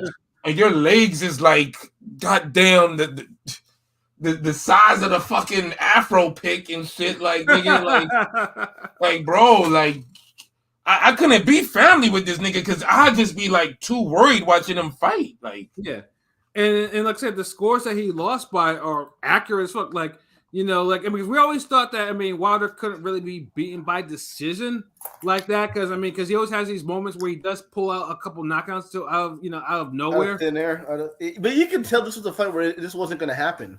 But like because he lulls them niggas in. Right. Yeah, but this one just felt different. Like by the 5th round, I'm like, okay, this nigga he's 38. He took beatings. He took 2 bad beatings. You know what I'm saying? And Parker remained respectful of Wilder almost to a fault. So he wasn't going to give Wilder that chance. And even when Wilder landed a few... Do you also remember that little overhand flurry that hurt Wilder bad, like the 8th or 9th round? Nigga, I just said that shit. Scroll up, nigga. He literally... Like, we just had like a whole dialogue about it. Oh man, probably that nigga though, say. Yeah, but the scores that he lost by like the 120, 108 is accurate, and then the other ones were like 118, 110, or 110, like 118, 111, that type of shit. Like those in Wilder. This is the first time Wilder lost by decision, and he lost widely because it led like credence to what I've always said. You know, but what if you take away his right hand, he just doesn't. His offense just goes. It's gone. And he don't believe. He don't have confidence in anything else. He's not gonna work a. It's like, dude, box like Wilder really is like like this is the thing. Wilder is truly a traditional textbook boxer. You could tell, like he's a natural sticking mover. But somehow somebody realized he could break steel and knock out boulders and shit, and then that's all he was focused on. But he's a natural stick and move boxer. If he was at fucking if Wilder was at middleweight, he'd be Kingsley Akiki, nigga. Real talk. Oh shit. Honestly, he lost his. He's 38. He used to be a little more. He's off the back foot, but he used to be more athletic. Through a jab, you know what I'm saying? He's taking some beats. Yeah, I mean, it could be like because a lot of Wilder's style of the ring, it's because he has a lot of physical gifts, and it does look, and 38 is the reflexes weren't there. He was a little bit more, let's say he had head movement, but he was able to get out of some shots, a little better before. I don't know. Yeah, he was, but yeah, I don't think that nigga be training like that, bro. Like they just be. I think them niggas literally train just to post up clips for content. Malik Scott definitely just is a yes man. Yeah, and then these niggas just go about their business. Yeah, like Malik Scott, and I said Malik Scott, like I said, and just like Fury said, the man's was a shit house. He teach another shit house how to fight. That type of shit. Like, Malik Scott was not. Malik Scott actually had some skill, but he wasn't like his temperament. His temperament was off too, because dude never like. He either came in his fights out of shape or didn't come to engage, or both. That's really why his pro career fizzled out. I'm gonna be honest, like you should dude, a knockout puncher shouldn't be getting trained by a spoiler. Yo, that's also true. So I don't get where, and then another thing too, if you look at it, if you during the fight. Like Malik Scott ain't really have nothing to say to this nigga. Yeah, no adjustments, no nothing. And then who else was still talking in the corner? Yeah, neither the JDs. Like no. Thank you. Yeah. Why the fuck is he even like that? That whole camp is a mess, my nigga. Yeah, it's just yes men. Because room bullshit. And Mark Breland, and clearly Mark Breland wasn't a yes man. You know what I'm saying? Yeah. Nah. I mean, Mark may have went along with some of the things, but he wasn't. Yeah. Not. Yeah, I mean, niggas wanted to check, but at the end of the day, he stood on his, and it get to the point where like, yo, I love somebody enough where I don't want to see him get their ass kicked no more. Mm-hmm. Let me throw in the towel. And honestly, he gave Wilder a couple more career fights because. If he don't, does Wilder even have this Parker fight? That second fight was such an ass whooping. Well, I tend to forget it, but thinking about how bad that was, like it was arguably worse than how Bud did Spence. Yeah, it was, dude. At least you can say Spence won the first round. Like, and Spence was still competitive and trying to try. He was just going up against a nigga that's better in every asset, prime, nothing wrong with him physically. It's like, and a nigga on Crawford level, like you take a nigga like Crawford and then you say, okay, Crawford, give me your A+ game with the happy face sticker. A nigga like Spence can't do shit to that, bro. Right. But goddamn, but even then, Spence tried harder than Wilder, and people forget how one-sided Wilder Fury 2 was. That's like Fury's Magnus Opus type of fight. It's like dude was flawless in that fight. He did everything. He was the puncher, he was the boxer, all in one. Showed him yo man, I put on this extra weight. I'm not running and dancing from your fuck ass. I'm gonna just walk you down and beat the shit out of you because I know you have inferior boxing skills. Yeah. I'll make you punch up to take away some of the stink from your right hand and everything. Everything. It was just punching. It was just the bad training. A lot of Wilder's bad training, and Fury exposed a lot of that. It was just yeah, it was just it was just bad. Like, and that's why I was like, that's why the third fight, I didn't want the third fight. Like, I mean, I was like, I want Wilder to step aside so more significant could happen, and he could at least reap the benefits of that. But he didn't want to, and he took a even worse beating. And I don't want to get to that because that upsets me. But yeah, Wilder. Oh, at least it was a war, kind of. Yeah, like honestly, Wilder should just retire. Like I think, I mean, he's admitted he's lost his killer instinct. He's like ready. I mean, he's made like $150 million in his career. Like we all know the story. Like he got into boxing to make money to pay for like the medical expenses of his daughter. Who was born with a disease, and he willed himself into a bronze medal, the only American to actually medal anything in the 2008 Olympics. And he managed to pick up a heavyweight title and had 10 title defenses. He overachieved in that aspect, but he didn't overachieve into the all-time great, GOAT heavyweights. He's not. He's like, does this nigga like? I remember I asked you in the chat. Fuck it, we're gonna ask it again for the folks. Mm-hmm. So you know what question I'm about to ask you too, God. So is Wilder a Hall of Famer? I mean, my answer to that. Like, nah, say it for the people, bro. No, he's not. Like, I mean, like I said, like, I mean, you can have a record. Like Shannon Briggs has a similar type of record. He's not Hall of Fame. Like, and I actually love Shannon Briggs. Shannon Briggs can actually fight, but he had a lot of other weaknesses. I won't because that went into like Wilder did. Like I said, Wilder is because number one, he's lost to the best guy in the division. He didn't unify. He didn't fight any the champions that he did fight. Like he hasn't been a champion since 2015, and the champions that he's faced after that have all given him some pretty substantial beatings.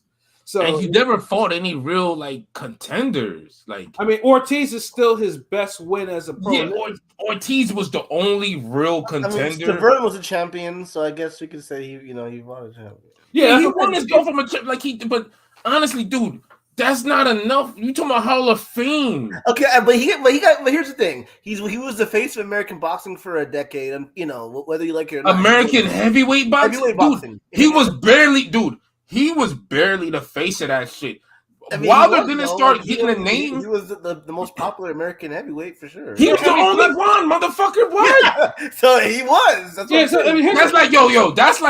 That's like somebody coming in the chat in fucking 2018, 2019 say, hey, yo, LB, yo, Shutter, you the most popular light-skinned nigga on Ring Gang. Like, yeah, exactly. I'm the only one, motherfucker. What? Like, yeah, I mean, just because you're the only one doesn't mean you're Hall of Fame. Like, fuck, like he the only nigga. Like he ain't holding down shit. Yeah, and here's the thing too, because especially if you go compare him to other American champions, whether they were undisputed or they were alphabet champions. Like, I mean, Chris Bird has 2 wins over all-time great heavyweights. Oliver McCall has wins over two Hall of Fame heavyweights. You know what I'm saying? And, like David Tua has knocked out 4 heavyweight champions in his career. Like, and he wasn't even a champion. You know what I'm saying? Like Hakeem Rockman, he have wins. Roy Jones, obviously self-explanatory. Not even the fucking Layman Brewster has a notable win. Like I mean, these are things like, I mean, the only American heavyweight champion that's like Wilder that doesn't have notable wins is Charles Martin.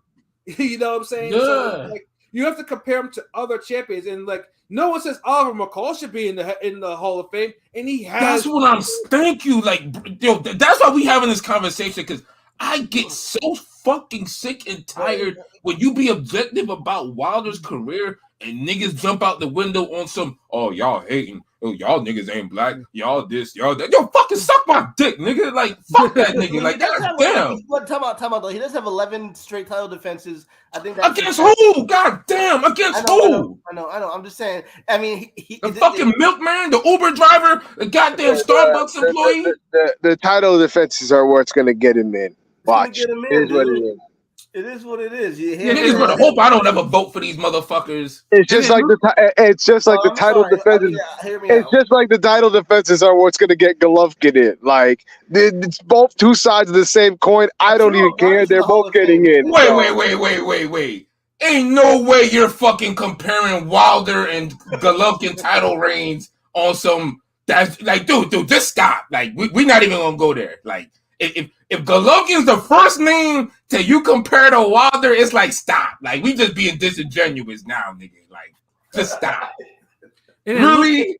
Yeah, I'm just saying, Lukey's saying like that's like saying Jesse Bam Rodriguez is the most popular super flyweight right now in America, while the super flyweight is fighting, in the U.S. Like that's a perfect. Thank you. Yeah. Perfect. He gets it. Like, dude, it's like, and this is the thing. Wilder didn't even start get popping until the fucking second Stavern rematch. The second Stavern fight is when he started the crossover, and I know because I'll never forget. When Rome Top 5 hollered at me, he's like, yo, you seen this shit? Yo, who's this nigga? I was like, yo, damn, okay. Then it was on World Star. I'm seeing it. I'm like, yeah, this nigga Wilder, he finally kind of getting it. And then after that, this Wilder, the Fury fight.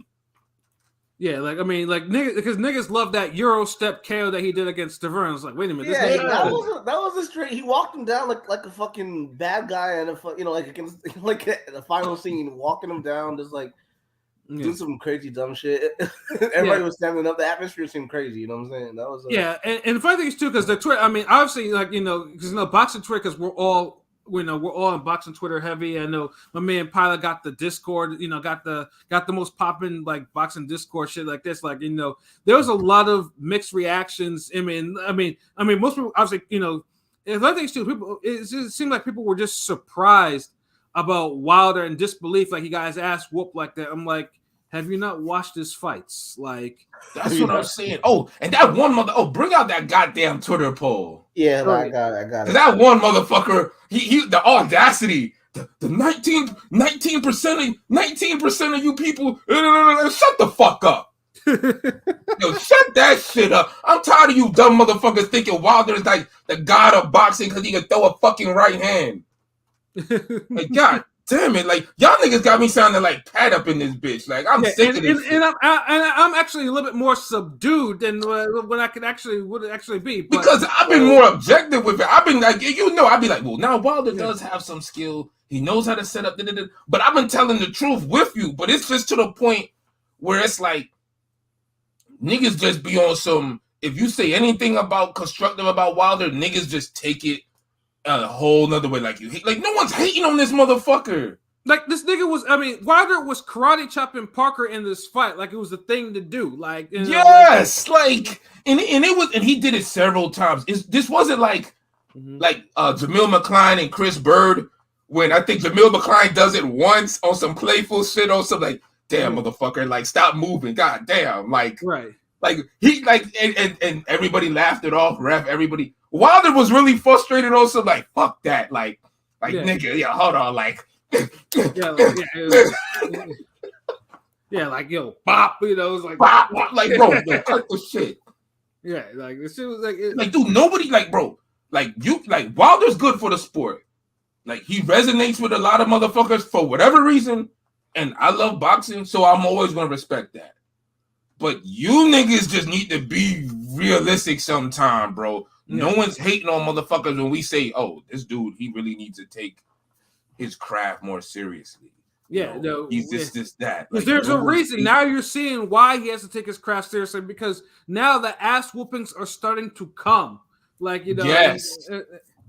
Like, no, because I mean, Wilder has like 6 or 7 kids right now, whatever. Like, dude, like no one wants to see him in his 40s, diminished, because simply no one is telling him to take steam off these punches when they're coming to you, like, stuff like that. Like he was getting robbed, he was getting hurt kind of bad. Yeah, he's gun shy. It's a wrap. I think he should retire. But so I think the poll we're talking about was the Joshua Wilder fight, even though we didn't talk about Joshua yet. Yeah, we could do that one because because because that. Or you want to do the other one first?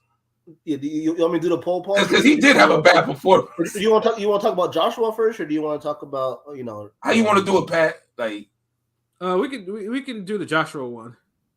All right, go ahead. All right, go ahead, Pilot. Yeah, so we had a poll a couple days ago. Check it out. There's still about 4 days left to vote, but we did a poll at Ring Game Radio. on Twitter, so definitely check us out. But we asked, are you still interested in seeing Joshua versus Wilder? There's 208 votes overall, with 57% saying yes and 43% saying no. I Ring Game Radio. I know I'm in that 43% that said no. Yeah, I know P's in the 57%. I did say yes just because heavyweight's kind of cracking, and it's still a fight that I would want to see. Even though, I keep saying we miss it as apex, like as absolute apex when these niggas were undefeated. I know they weren't as popular, I guess, because before the Fury fights and shit, but I felt like this fight 6 years ago, before they lost the belts, you know what I'm saying, was, all undisputed Black American, Black British. It could have, I don't know. We missed one with that one. Even if it was, but I still want to see it. We did, and whoever and the person to blame got the karmic beating this weekend. Right, because he done like the fight already been derailed like 17 times. Like, what else could go wrong? It was actually poetic. It was actually a poetic. Both these niggas keep getting whooped. It's just now AJ's back, and it's like, okay, he's looking good, but he's looking so good. Pause. That you kind of may be afraid for Wilder. Yeah. Because I know people like, I still think he beats Joshua. Like, in what multiverse, nigga? Yeah. No. For the longest time, I thought Joshua was broken and Wilder's still a little something in the tank. You know what I'm saying? I mean, I still think it's an interesting fight to me because Joshua isn't Parker. So for better or for worse, and he could totally thrash Wilder, or he could still get caught because Parker has a better chin than Joshua, and better defense. So, not like I'm saying, I'm not saying I favor Wilder over Joshua in that fight though. you could honestly, it felt like Wilder made this nigga look better than what he was. This motherfucker lost in Dylan White. That might be the case. Styles make fights, so I'm still want to see it. I'm not saying it has to be next. You know what I'm saying? But it is what it is. So if that fight is made, I would still be. Gotta be next, dude. Who you gonna put in? Who you gonna put in front of Wilder for him not to lose? I mean, I will say this too. I mean, I don't think Parker has that, but I mean, Parker has been dropped by Chisora. I mean, even Joshua doesn't have like a knockdown, get knocked down like that. Like, Wilder just fucking sucks, yo. All these goddamn excuses. Like, I'm tired of this shit. Like, see, this is the thing. Like, if niggas would just be objective with me when I'm really trying to, be objective with shit, then I ain't gotta jump out the window when shit go left. But since niggas is fighting me the whole time, it's like when shit go left, then I gotta okay. Just like with Canelo and the whole Bivol situation and shit. Then it's like, okay, been telling you motherfuckers, Now you see how the y'all had to listen to 115, 113 3 times in a one-sided ass fight to finally understand this plot armor shit. Yeah. But I've been saying it for like the last 10 years. Yeah, and I'm just Lukey's comment. Parker losing to Dylan White was an outlier. Yeah, it was a huge outlier. Like because at that time, like Parker's chin was solid, but just to see Dylan White's left hooks like have this dude all out of sorts and dropping them all over the place. Yeah, that was shot, and that's why I gave White props for that win because he almost got knocked out in the final round by Parker. And he was putting hands on Parker. Like that was one of White's best performances because usually he gets into this outfight behind you mode. Yeah. Like, especially the Chisora rematch, he did that shit. Like, Chisora was beating his ass. Yeah, exactly. So it's like, damn, like, it makes you, it's like, man, like, just imagine the better fighter Wilder would have been if he would have fought the Whites. He would have fought the Bryans. He would have fought more contenders who give him different looks, who actually want to, not lie down in front of him. But he only had Ortiz to really improve him. Right. And that's not enough because Ortiz ain't really all that good. Yeah, I mean Ortiz, and funny too is like Wilder to me. I mean he peaked boxing wise in the Stavur fight, but he probably peaked overall in the first Ortiz fight because after that it was a decline. His power didn't decline, but he declined overall as a fighter. It was getting to the point, but his right hand was rescuing him. until the Fury fights. Yeah. And it's just like, it's like, well, management was rescuing him. Yeah, and like, and this is why I was like, because like usually when I see a nigga getting skunked on the cards, like there was a 121 weight card, and it's accurate. Like he don't need. I mean, I know me and P had we had a little back and forth in our internal chat, but to me, he doesn't need a big fight. He needs to be rebuilt. Like he has to take lower competition. Like Joshua and Parker did it. Dude, he's been taking lower competition for like 30-some fights. Yeah, and I understand that, dude, but you can't. I mean, I'm not saying lower like facing jobbers, like Violence coming off a loss, like he has to face someone of that caliber. But I don't want to see him in a big fight, like a Joshua fight. Dude. I can see a dude coming off a loss, but they can't come off of no knockout loss. I mean, if it was that's not going to help him. Like, I'd rather him fight a Charles Martin than a fucking Violin. And that's true. Well, yeah, I mean, he needs something on that level. But where Joshua's going right now, Joshua has more viable fights to me than. Of course. I know he didn't dismiss the Wilder fight himself, but he talked this shit though. Because it's simply I just can't. Because right now, just seeing Wilder where he is right now, it's like I can't be interested in the fight because it's like where's the it's hard because he looks so bad. Yeah, I don't know what people want to see. Like I don't know, man. Like because look, I look, and this is another thing. If they do fight, you're wasting your time if it's not going to be in Vegas or Madison Square Garden or any type of or Dallas or whatever the fuck. Like that type of fight, it's been. No one else is going to care. No one's going to care about it more than Americans and Brits. And if you take them out of the build-up, out of the fight week, it's like not really having it. But unfortunately, because Wilder signed a 3-fight deal, so his next couple of fights are going to be on the zone. And no one's going to fucking care. But it all depends. Like no one cared this weekend. But that's the problem. Like, the Saudis are going to bankroll this fight because because Wilder, because they're the ones that they're throwing the money around. If it's done by anyone else, I'd be completely shocked.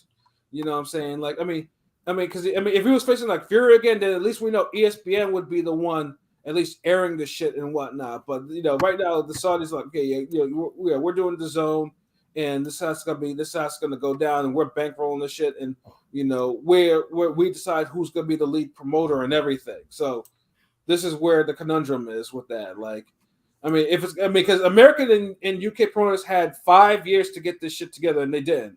And the Saudis pretty much was like, okay, you know what? We want to see this. His Excellency. But we can't help that Wilder cherry picked Fury. I know he can't, or Joshua, unfortunately, end up losing his belts to Ruiz the first time around and shit like that, and then was forced to take his mandatory with Usyk. Has there ever been a fight that niggas still wanted to see that went left like this amount of times? Like, it's crazy. Yeah, it did. Because usually when fights go left, like we want to see, they just stay left. Like, there's no okay, it's back. Oh, it's not back. No. Because every time these niggas lose, there's somebody like, I still want to see this fight. Like, the boxing gods cursed it. Yeah, the boxing gods cursed it. It ran its course. Obviously, it's a heavyweight fight, but it's like Jarrett Hurd and Jermell Charlo a few years ago. That fight never came to fruition. Over marinated, both niggas lost. You know what I'm saying? Yeah, the window for that fight wasn't as long as the Wilder Joshua. Heavyweights you can get away with it, heavyweights, but once they lost to Usyk and Fury, it just wasn't. Because Joshua, it also affected Joshua and Fury fight because that's the fight. And Joshua and Fury fight is currently on that type of all it takes is like one more. That's gonna happen eventually. It's too much money not to be made for it, right? In the UK, you know what I'm saying? Yeah. But it also too, like it can also derail too. All it takes is just one more bad. AJ and this version of AJ could be. I always felt AJ had a better chance against Fury than Wilder did. Honestly, even though I think Wilder would have iced him back then, but I do think. I think Joshua could beat Fury. Yeah, he beat his ass when he was an amateur. If he beats Usyk, Usyk wins. Usyk's just the king of the world, you know what I'm saying? But if Fury were to win, I would love to see Joshua face Fury. Yeah, but it's just like this is. But it's the obstacles. Like I said, okay, you gotta win both fights, and then we'll make this fight. It's just these weird obstacles that keep on happening in this fight, and we get. And then, like I said, now Wilder got upset, so that I know, you can't. Wilder Joshua is not it's not a viable fight to me. Like it's hard to sell the fight because what are you gonna do? Sell this nigga like Joshua? And we'll get to him. Sure, we'll get to Violin. Look damn good. Looked his best in the years against Violin. And Wilder, this was Joshua from like the Povetkin type of fight. Like Joshua was the heavyweight fighter of the year. Think about it. He got 3 wins this year. You know what I'm saying? He is facts. He took a 0 from Jermaine Franklin. Helenius to everybody. No, he took the real 0. He took the real 0. Yeah, yeah. And then I like some people they ran out with the 0. And then highlight reeled Helenius in a fight where Helenius, was giving him a little trouble. Of course, we'll find out that he was hopped up on goofballs, so that's why Helenius kind of was able to hang in there. That jab, but steroids had shit to do with that jab. That nigga was hopped off on goop balls, my nigga. He was on something, but when it comes to shit like that, steroids don't help you. That nigga had that berserker rage that Thor be having in the comics, my nigga. I get it, but fucking steroids don't help you land fucking jabs, yo.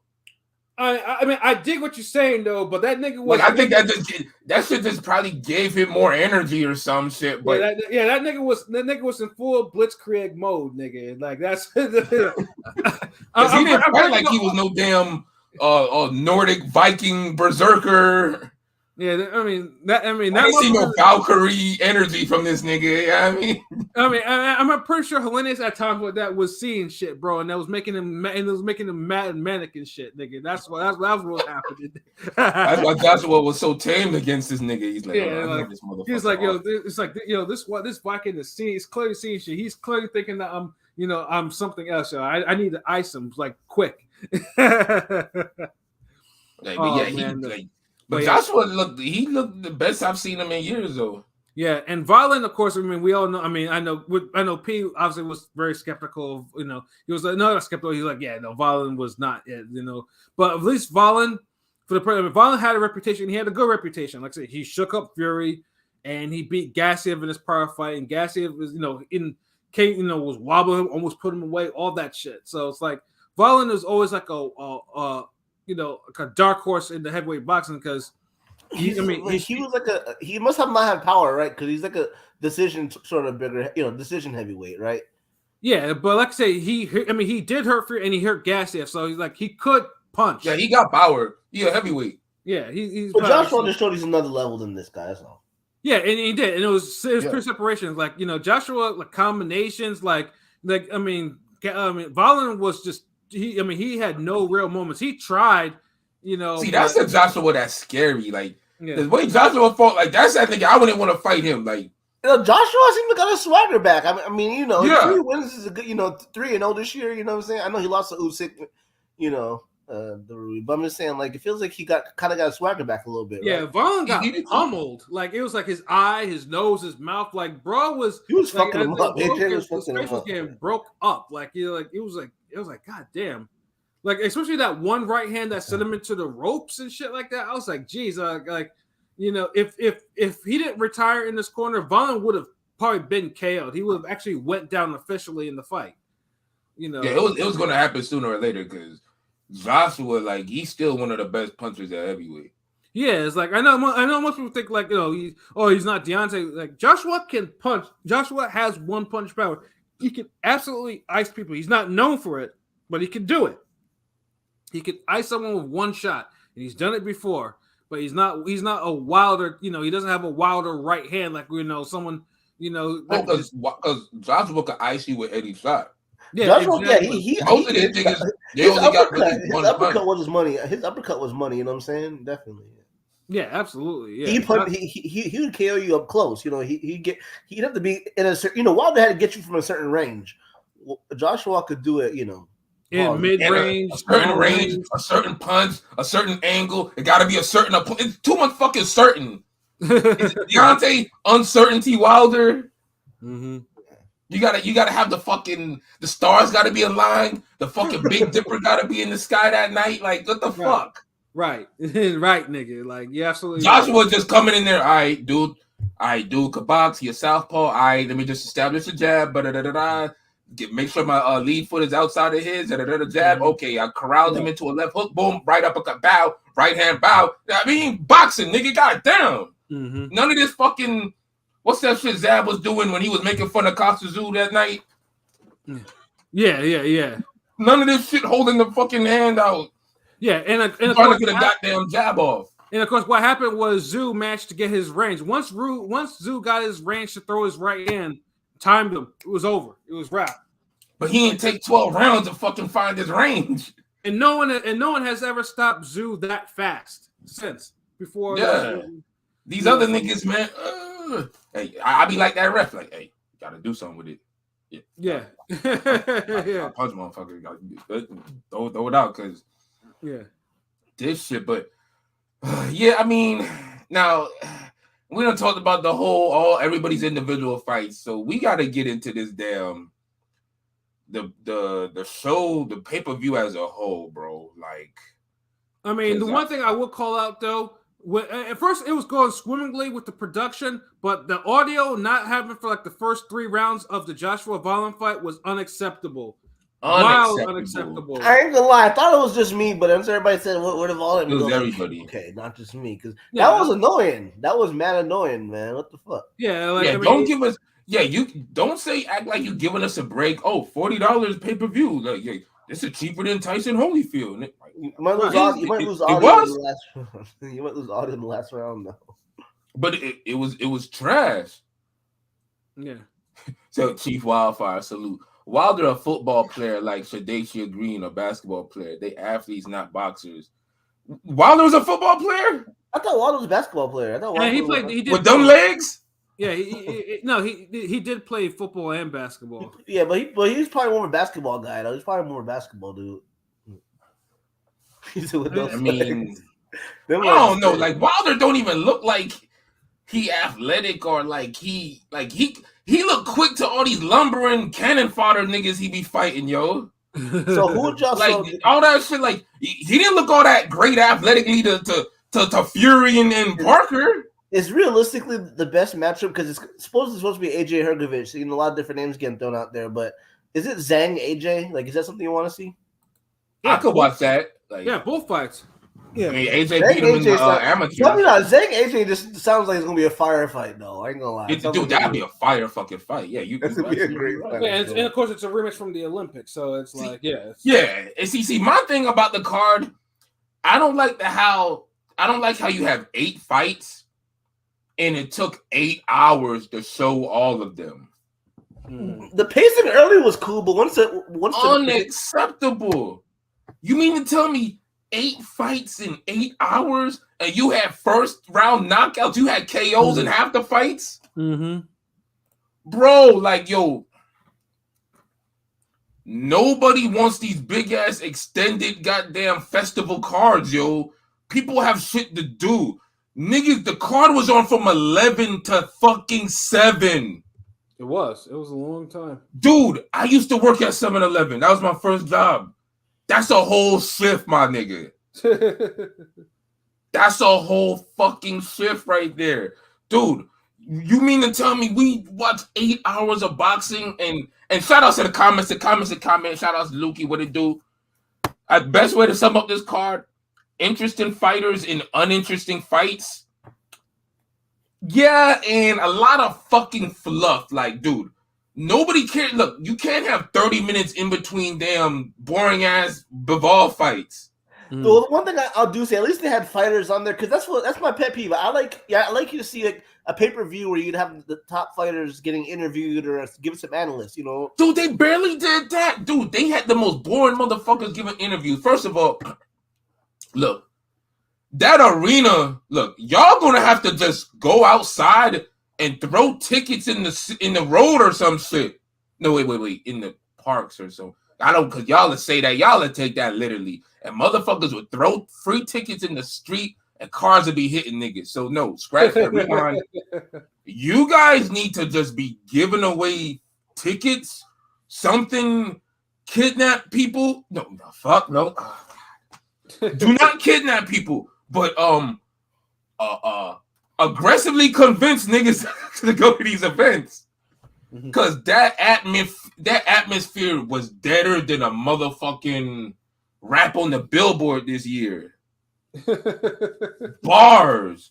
Like, nigga, like that shit. Even when things were going good in the event, in the fight, it just felt like the whole pandemic, dude. Nah, even the pandemic fights were more crunk than this shit. Because at least you can hear the corners and they're like, yo, hit this nigga. This shit is just the most soulless shit I've ever seen. Like, y'all need better lighting, better production values, better interviews. Look, if y'all gonna do cards like that in middle of nowhere where you can't drink, the women all covered up, you can't have bad bitches, you ain't got no niggas ain't getting lit. You gotta bring the festival. You gotta bring the charismatic niggas. You gotta bring the crazy angles and colorful shows and all that shit. You ain't even gotta add music. Just y'all was playing good music. Yeah, they were. I give you that. Y'all got that part right. But y'all gotta bring look. If y'all want to be the new niggas over there, y'all gotta do shit that nobody else doing. You gotta start snatching up some of these YouTubers, these content creators, these boxers, put them in, like, get the better personalities, get the good looking broads, handsome dudes, whatever. Bring them over there and liven up that event. Like, y'all have to fucking do something, because you can't have that fucking drywall ass event for 8 hours. And remember, y'all gave us some interesting fights, kinda, but then they weren't all the fights that we really wanted. Right. We could have easily remixed those names. And I'm talking about, you could have left Wilder and Joshua fights alone, but you could have easily remixed all those other names into better fights. Yeah. So it's like, yeah, don't act like you're doing us a favor when you having technical difficulties in the production. It's 8 hours. It's too fucking long. Like, you feel like it was a job. Like, come on, bro. Like, nah. Yeah, y'all niggas out here fucking retweeting and tweeting and on this bullshit. Talking about, oh man, we gotta get Haney Ryan Garcia over there. We gotta get this nigga over there. No, the fuck you don't. It got slower pace, obviously, as the fight went on, because the first couple 3 fights that moved by pretty quick, but once like the bigger name fights, they kind of slowed shit down. After that's what fucked it up. After Makhmadov, they started milking it. Pause. You know what I'm saying? And they didn't need to. They didn't have to. After that, they should have kept it going. Like, bro, Vol, I said, bro, Vol. Like, bro, you got Bivol fighting Arthur. That was a guaranteed jabathon. You didn't need 30 minutes in between those fights. Right. Like, come on, what the fuck? Like, yo, y'all trying to run that angle. Look, y'all not gonna get the young niggas out over there. I'm gonna tell you that right now. Niggas ain't traveling no Saudi Arabia to see those fights. Like, the young superstars, look, the baddies want to be bad. Niggas want to be lit. That atmosphere over there ain't a conduit for that. That wasn't even a damn, like in Japan, you got the damn, and I hate it. Japan, you got the damn clap crowds. They wasn't even clapping in Saudi Arabia. You didn't even get that. That's what I'm saying, dude. And though I take motherfuckers clapping, and remember, the commentary on those Japanese cards be fucking lit. Mm-hmm. Dude, they make every fight sound like it's fucking what's that contender finale? Bika Cordington or some shit? Yeah. Like, they make every fight sound like that. I random fucking fight, but go look it up. It's a great fight. But yeah, like, dude, like, get over this fucking this boring tennis match ass atmosphere. Like, nigga, like, just. Yeah, I mean, I get it. The bag is huge. You know, it's like, you know, and but at what cost, dude? Half the people knew these niggas was fighting. Shit was barely trending. No social media outlets picking it up. No one gave a fuck about any of that shit. Dude, money is everything until it isn't.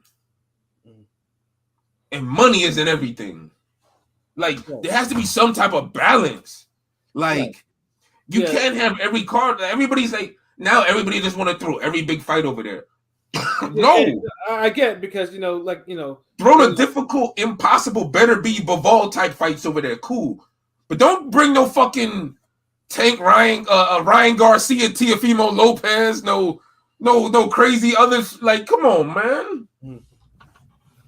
Yeah. I mean, like I said, and like for a second attempt card like this, I mean, it trust me, it was still, it was still a good card. There was nothing. It wasn't a bad card by any means, but yeah, I would say it's a. No, it's still no.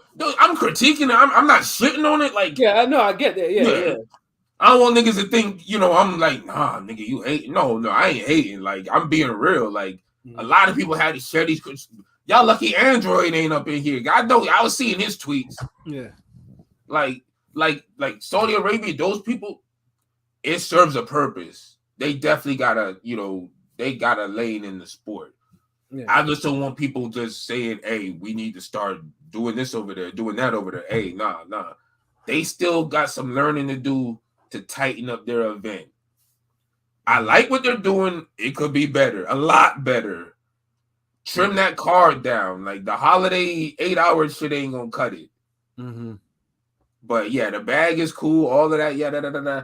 Get some new faces for these interviews and people over there get new energy. Like doing new shit, but bringing old energy ain't the wave like y'all think it is. Right. Like if you gonna go in. Like bring some new niggas. Yeah. That's all I'm saying. You can make but the card wasn't a waste or nothing. Nah, like if we was to grade it, it was probably like a B. Mm-hmm. Yeah, B or B plus for me. Like yeah, B or B plus. Yeah, you give it up. Yeah, B plus. Fuck it, you right. B plus. Yeah, because like I said, either way, I mean, with the exception of Bivol and Arthur, the other fights were entertaining for what they were. Like yeah. And again, they even Bivol Arthur wasn't that bad. Like we've seen way worse. I'll say, like, was it A minus or a B plus of a card? B plus. It didn't hit A. It ain't nah. That's not an A B card. plus. It was a B plus. B plus. The only reason I said B because I'm not just looking at the fights. I'm looking at the event as a whole. Like the quality. Were they doing like some concert or is it some other shit? Remember there was like some concerts in between? Nah, they ain't do none of that this time. But at least you would have had an excuse for the card being long. Right. Yeah. You got no excuse for the card being this long because it's like y'all didn't do shit. The silver hair broad, you know what I'm saying? The new silver hair shortcut haircut girl. They kept just throwing it back to them after every fight or after every like who gives a fuck about these niggas? Maddox, Chris Maddox was all over the place like P. Diddy on the screen. Yeah. All over the place in that empty ass arena. Like, do niggas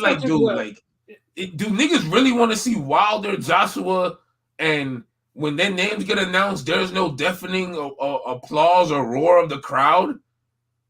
I mean, it was weird because it was a place that even Bivol got a huge applause and reaction, which is weird. I don't know what it is about Bivol over there that got him a reaction. Like his reaction was like it was like you could hear it. It was like wow. I heard even at the weigh-in, like they love that guy for whatever reason. But then like undisputed, former unified champs and heavyweight champs is like, yeah. Which is it's the way, and again, I don't know why that is with Bivol, why he got a reaction like he does, and why the other ones didn't.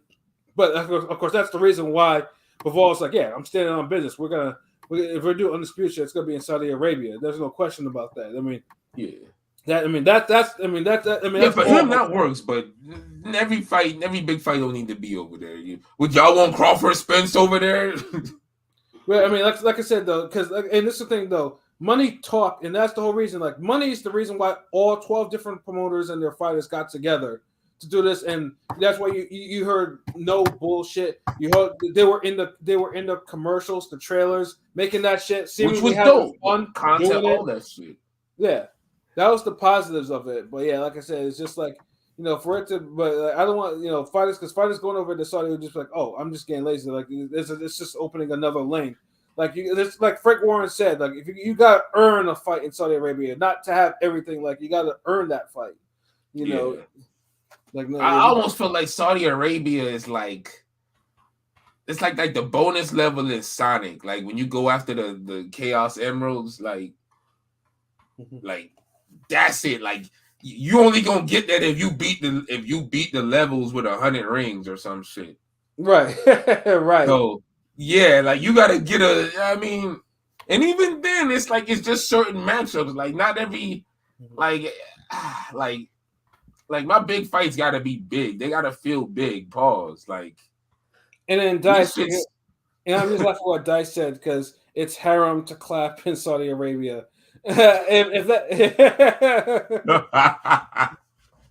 and then, dude, you know what? I'm gonna be like this, yo, real quick, man, and then we could just go into some other shit real quick. Like the monster shit, obviously, yeah. Like watching this whole event and just seem like it's the elite of the elites. Like if niggas just like, we're gonna have a Tyson Holyfield, Lennox Lewis, Riddick Bowe tag team match, but we're gonna do it on international waters type shit.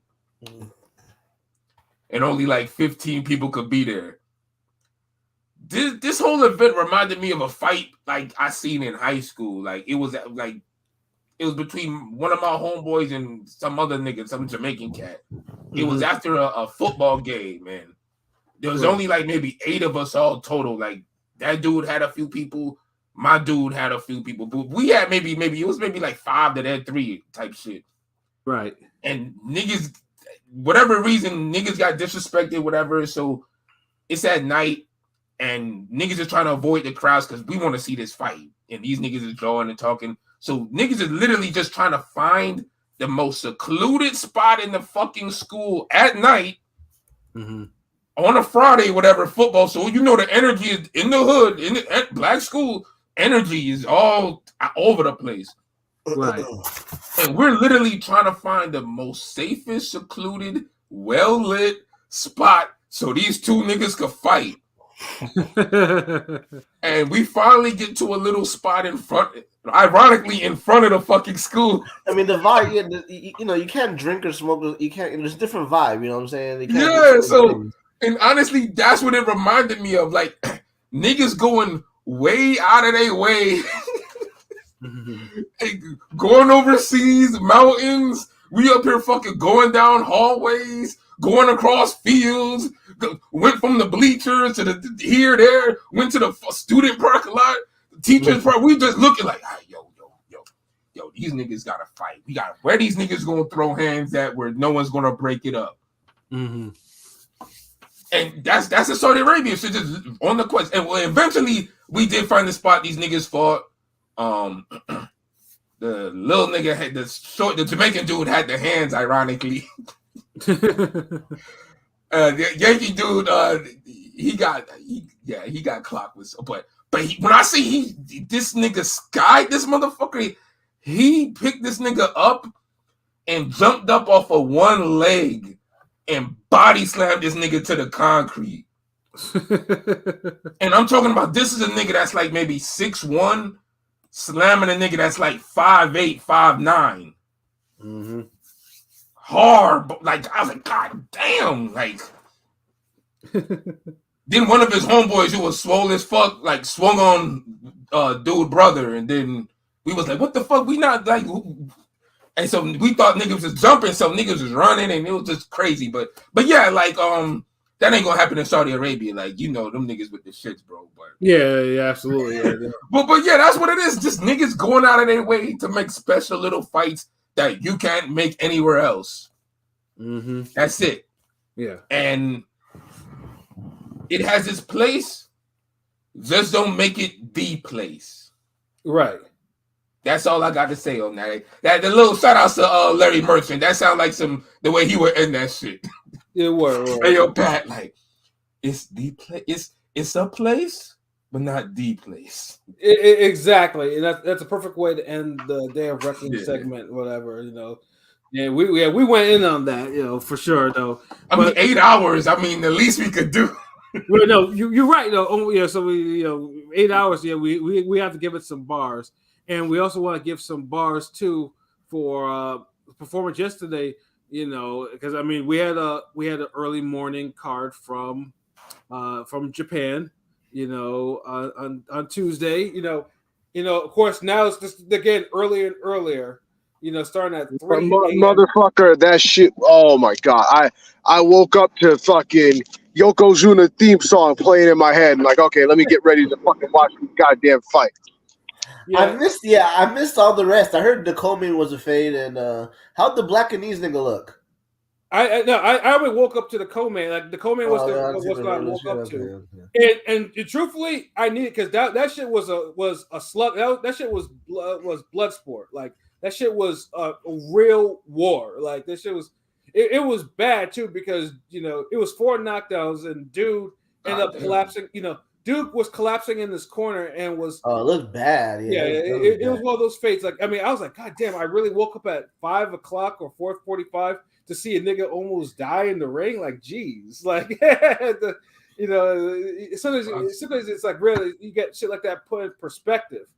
But I know that reportedly he's going under brain surgery or something like that. So hopefully everything is okay. But I was like, God damn, like that's one hell of a warm up to the fucking main event. Like, geez, like and I didn't even put on the alarm because I just happened to wake up and I was like, oh shit, I gotta put this shit on ESPN Plus.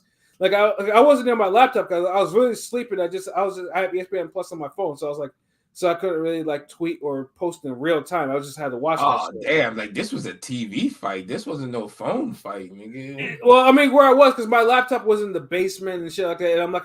And my brother was sleeping. I was like down there. I was like, I didn't want to like go there and just wake this motherfucker up, like and like just to go watch unboxing. And then he's like, nigga, you big bro, what the fuck? He can't whoop you, nigga. Yeah, no, but he I know you nice, bro. You nice. Yeah, no, I had to be considerate. So I was like, thank God for phones being, in 2023, I can stream. I was watching on my phone too. I'm not even gonna hold you.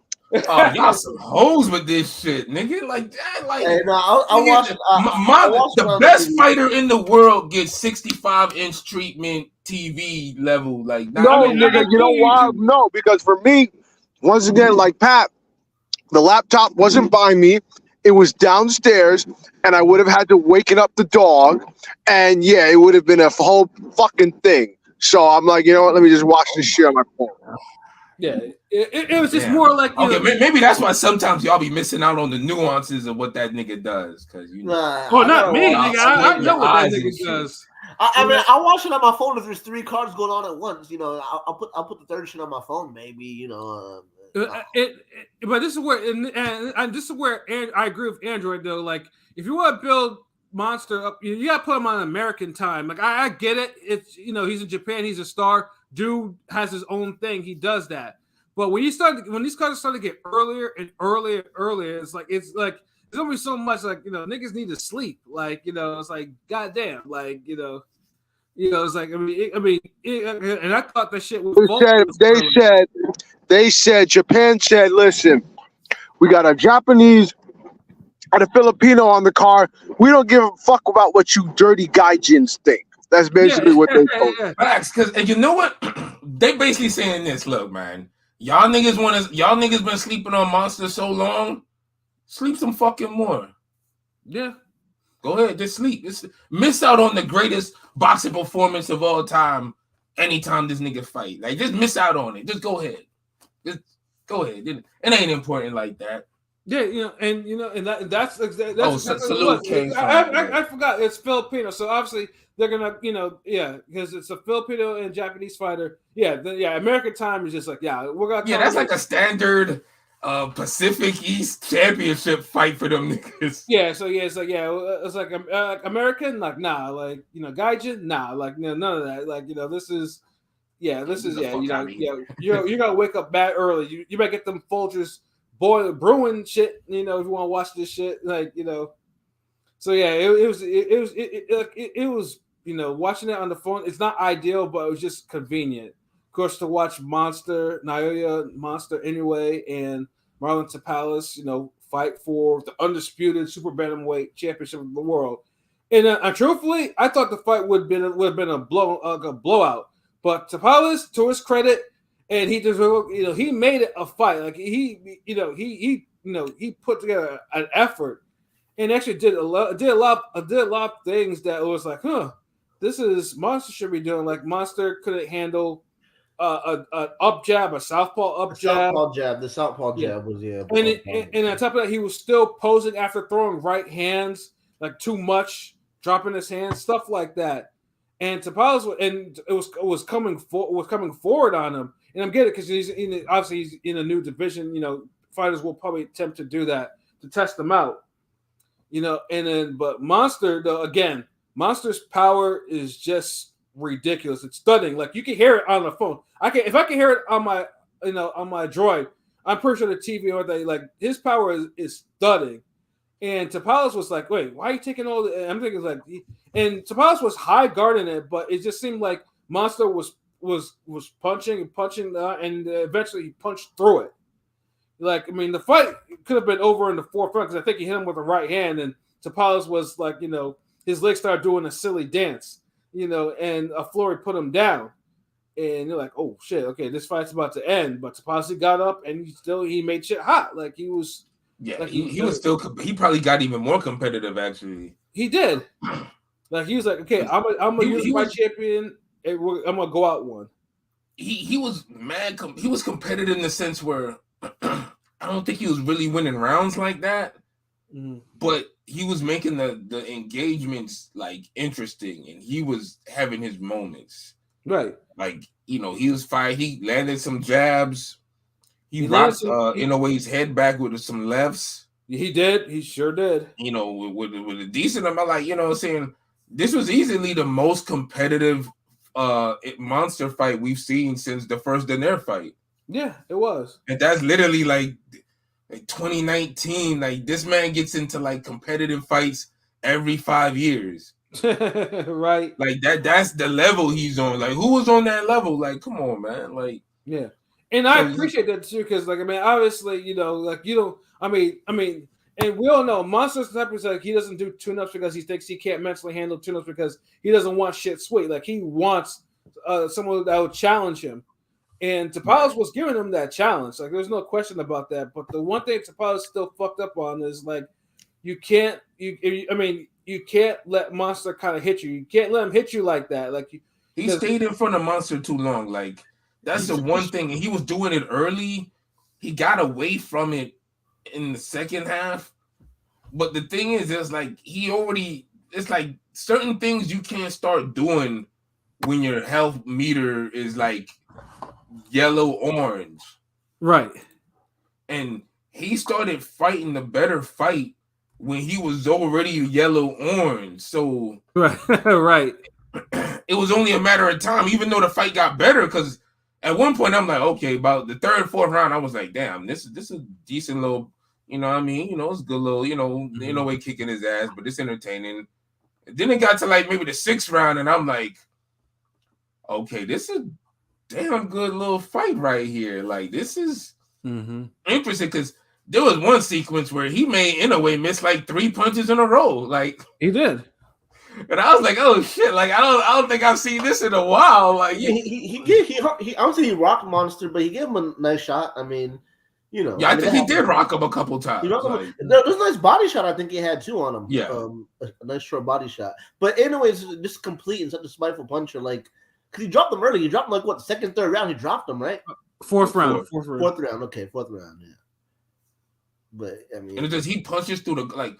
And that's what I'm saying. How like Inoue, like niggas don't understand. Like Inoue is like the closest thing you'll get to a perfect boxer because he throws every punch fundamentally correct with precision, accuracy.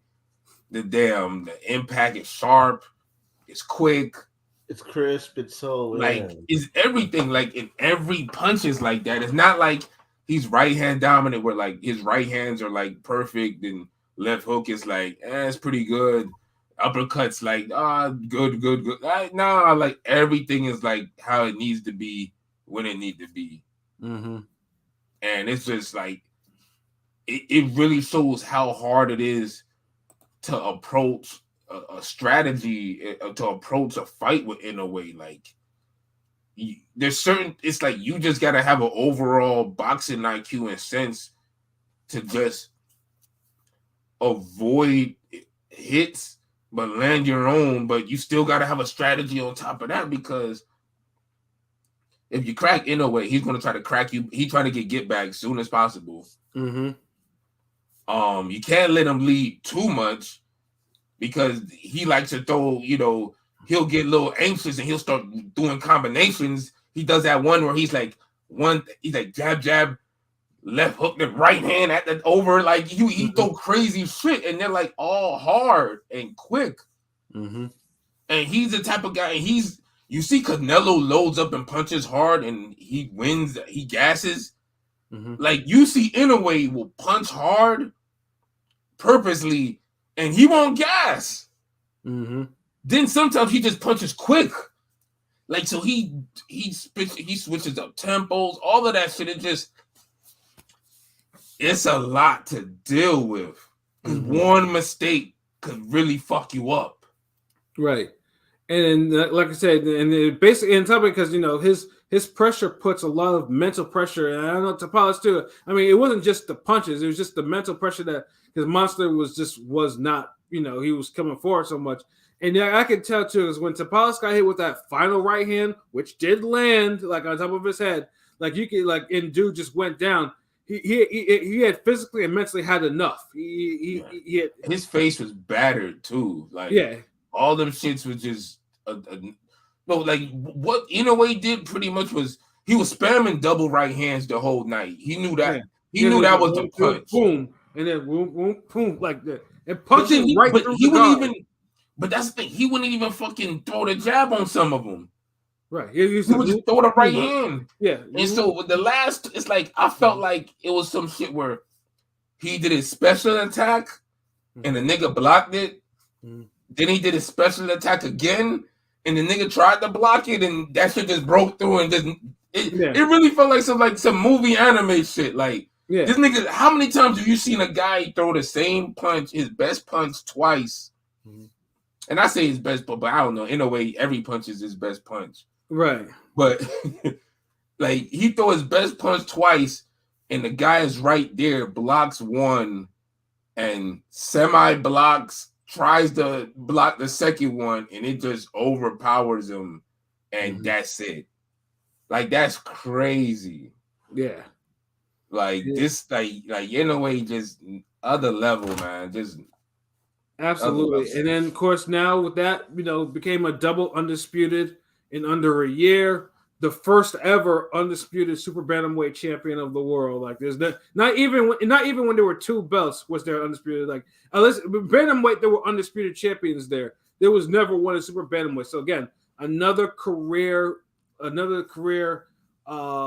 victory, like a whole achievement.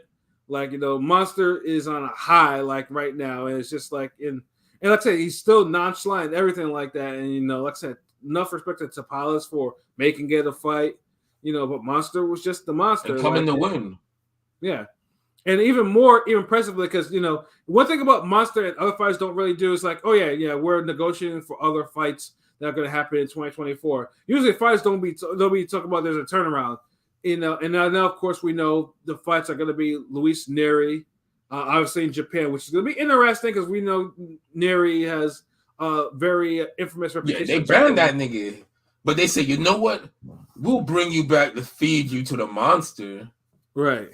And a fitting end, right? And then Akhmadaliev is in Saudi Arabia too. I mean, because the Saudi Arabia have to say, yeah. Oh my God, what would Godzilla destroy over there? Like, yeah. Like, I mean, come on, like y'all bringing this nigga to Saudi Arabia? Like MJ. Honestly, I'm not even really all that interested in seeing Inoue versus MJ. Honestly, gonna have 2 fights next year. Yeah, it's supposed to be Neri in Japan. They're gonna overturn his ban in Japan, Neri, and then we're gonna get, if he wins, obviously he's gonna get MJ in Saudi Arabia supposedly. Yeah, so it's like if you're gonna have 2 fights and one of them is against a guy who lost to the guy you just beat. I don't even think would have beaten the Tapales that Inoue fought. No, I'm saying I've always liked Neri. I know he got knocked out by Figgy, but I've always liked Neri, and I always want to see the Inoue fight. I always want to see. No, we're not talking about the Neri fight. The Neri fight MJ, is cool. talking about MJ. MJ, Oh, okay. like Look, the Neri MJ fight just next seemed like fight. the MJ is like Canelo Golovkin 3 right now. MJ is kind of boring. I mean, at least like I can remember fucking my dude having a fight a year. You know, MJ would lose to Tapales again in a rematch. That fight was no fluke. Yeah, it's like, yo, man, like MJ's just kind of boring. I get it. He gets some KOs, but the path to get there is kind of boring to watch sometimes with MJ. What path to who to get to? I'm just saying, like during just his fights are kind of like kind of boring to get through. But even though whose fights are kind of boring to get to, I couldn't hear you. MJ. Yeah, because that power boxing shit, like, oh my god, that shit gets annoying after a while when it's like, okay, well, let's get to the power part. You just want to fucking box boring until then. Yo, honestly, Shane Mosley, the only niggas who really knew how to do that power boxing shit justice, where they letting their hands go, but then they power boxing. But these niggas, they call it that, but it's like boxer size or some shit. Ain't no power boxing, like ain't no fucking Jack Mosley, nigga. Chill. But at least though with Monster, at least those fights are already outlined. Like we already know what to expect, and and that's what I like. Because I mean, Monster. Nah, I don't like that too much because then that gives everybody a leg up on. Okay, if I knock out these niggas, I could be fighter of the year. Like it's like niggas got to top that. Like niggas could be fighter of the year already, just saying that they could top that. I mean, to me, I'd rather have that because I mean, honestly, Monster has let it be known that he's going to stay at 122 for a little bit. So he's not going. I mean, if anything, we probably won't see him at featherweight until like maybe sometime in 2025 at least. But I mean, he's there for now because and he has all the belts or whatever. So I mean, obviously featherweight, there's going to be more fighters for him. But the one thing much left. There's not much there. He'll like. If he's like, oh, I want big fights because the tune-ups I don't get up for the tune-ups, pause. Motherfucker anyway might fall asleep at 122. He might have to move up quickly after these two fights. That or if he wants to face like someone like a Sam Goodman, Goodman. I mean, that would be a good fight. Yeah. Because Goodman will probably get destroyed, but it will be a good fight. But I mean, with Monster though, but one thing that has to die is the shit where every time Monster gets these victories, Tank or the shit or the cat that the young cat that Floyd is mentoring right now, they can beat him. Like, oh, bro, Tank came out himself and said, "Stop mentioning that fight. He's nowhere near my weight class. Stop bringing it up." Like Tank himself had to do that shit.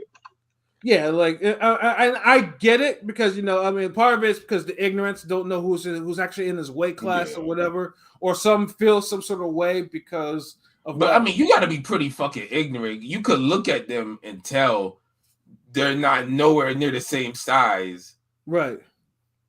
Like you can't tell me fucking Zerto and goddamn fucking. Jose Benavidez are the same size.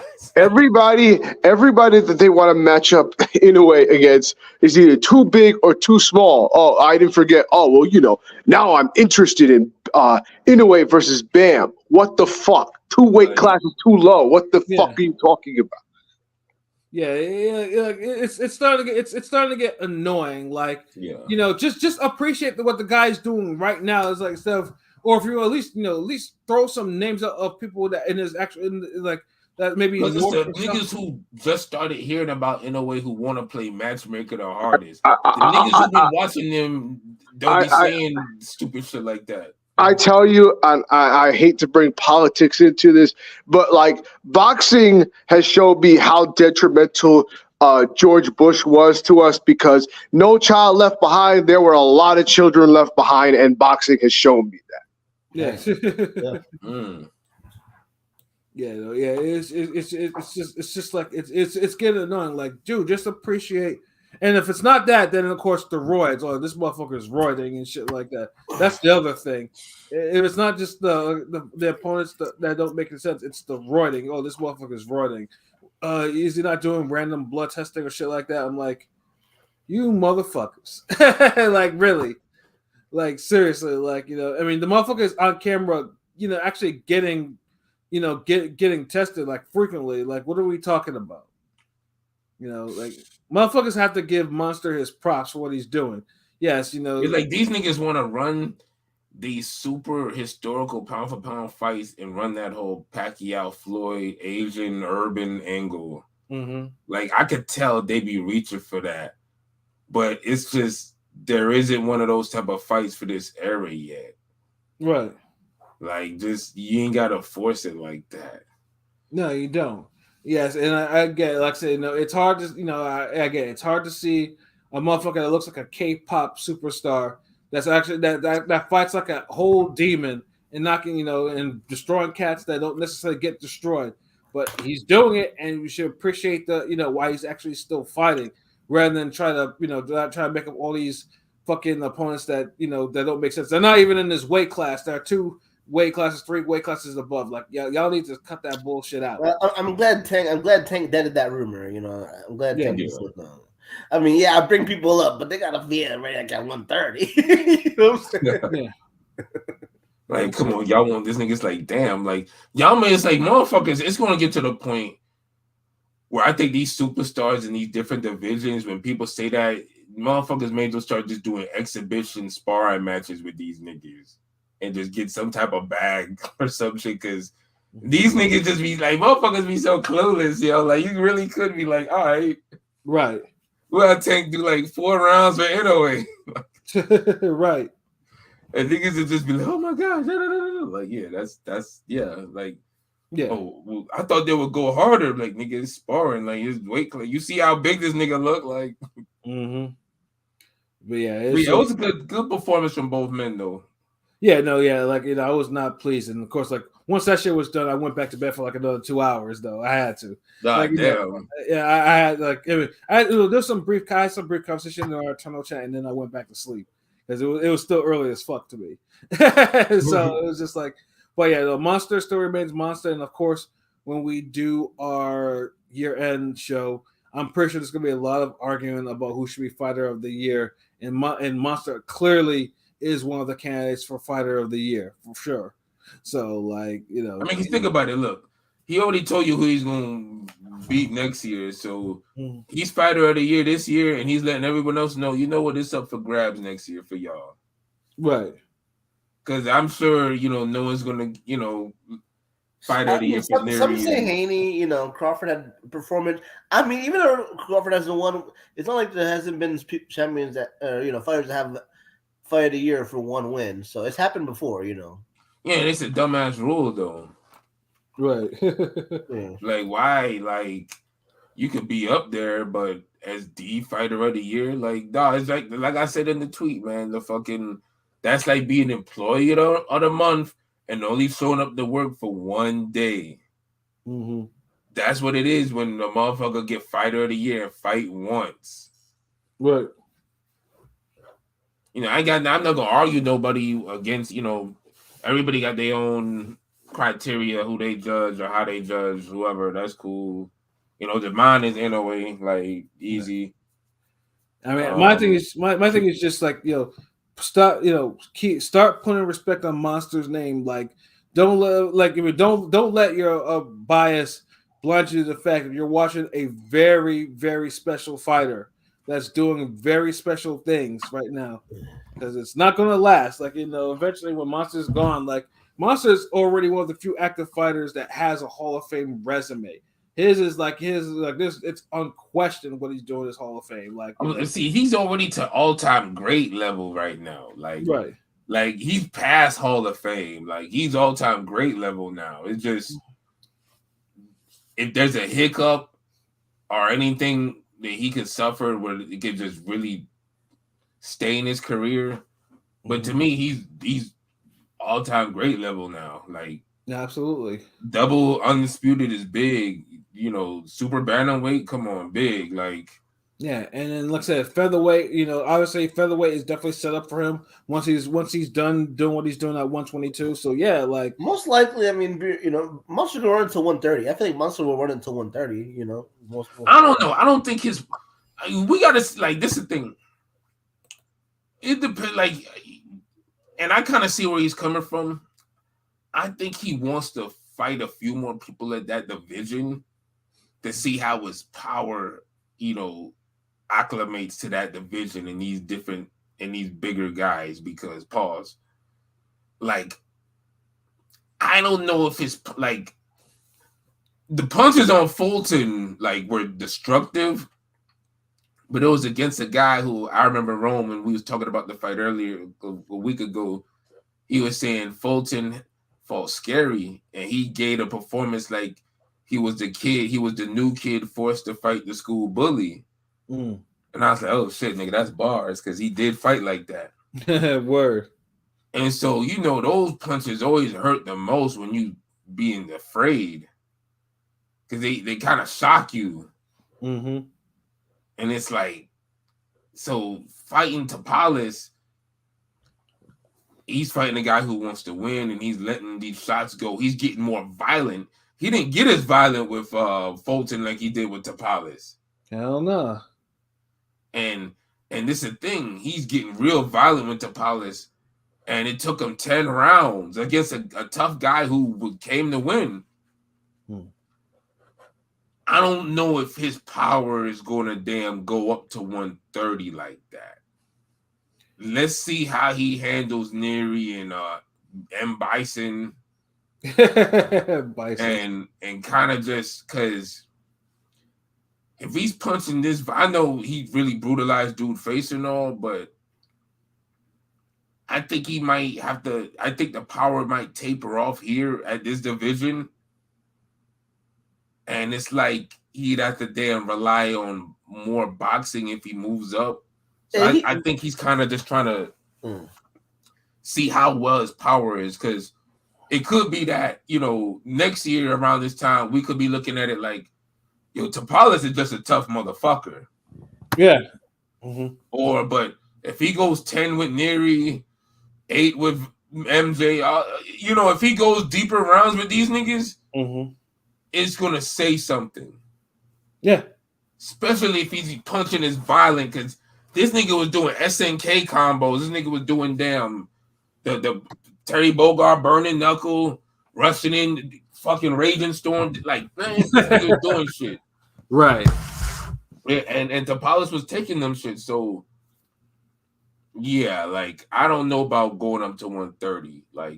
He might tap out at this division or 126. I don't think he'll tap out at 122. 126 is going to be the division depending on, who's still remaining or whatever. They'll be the indicator. Right. Now, if he's icing people at 126, then maybe a 130 run might actually be.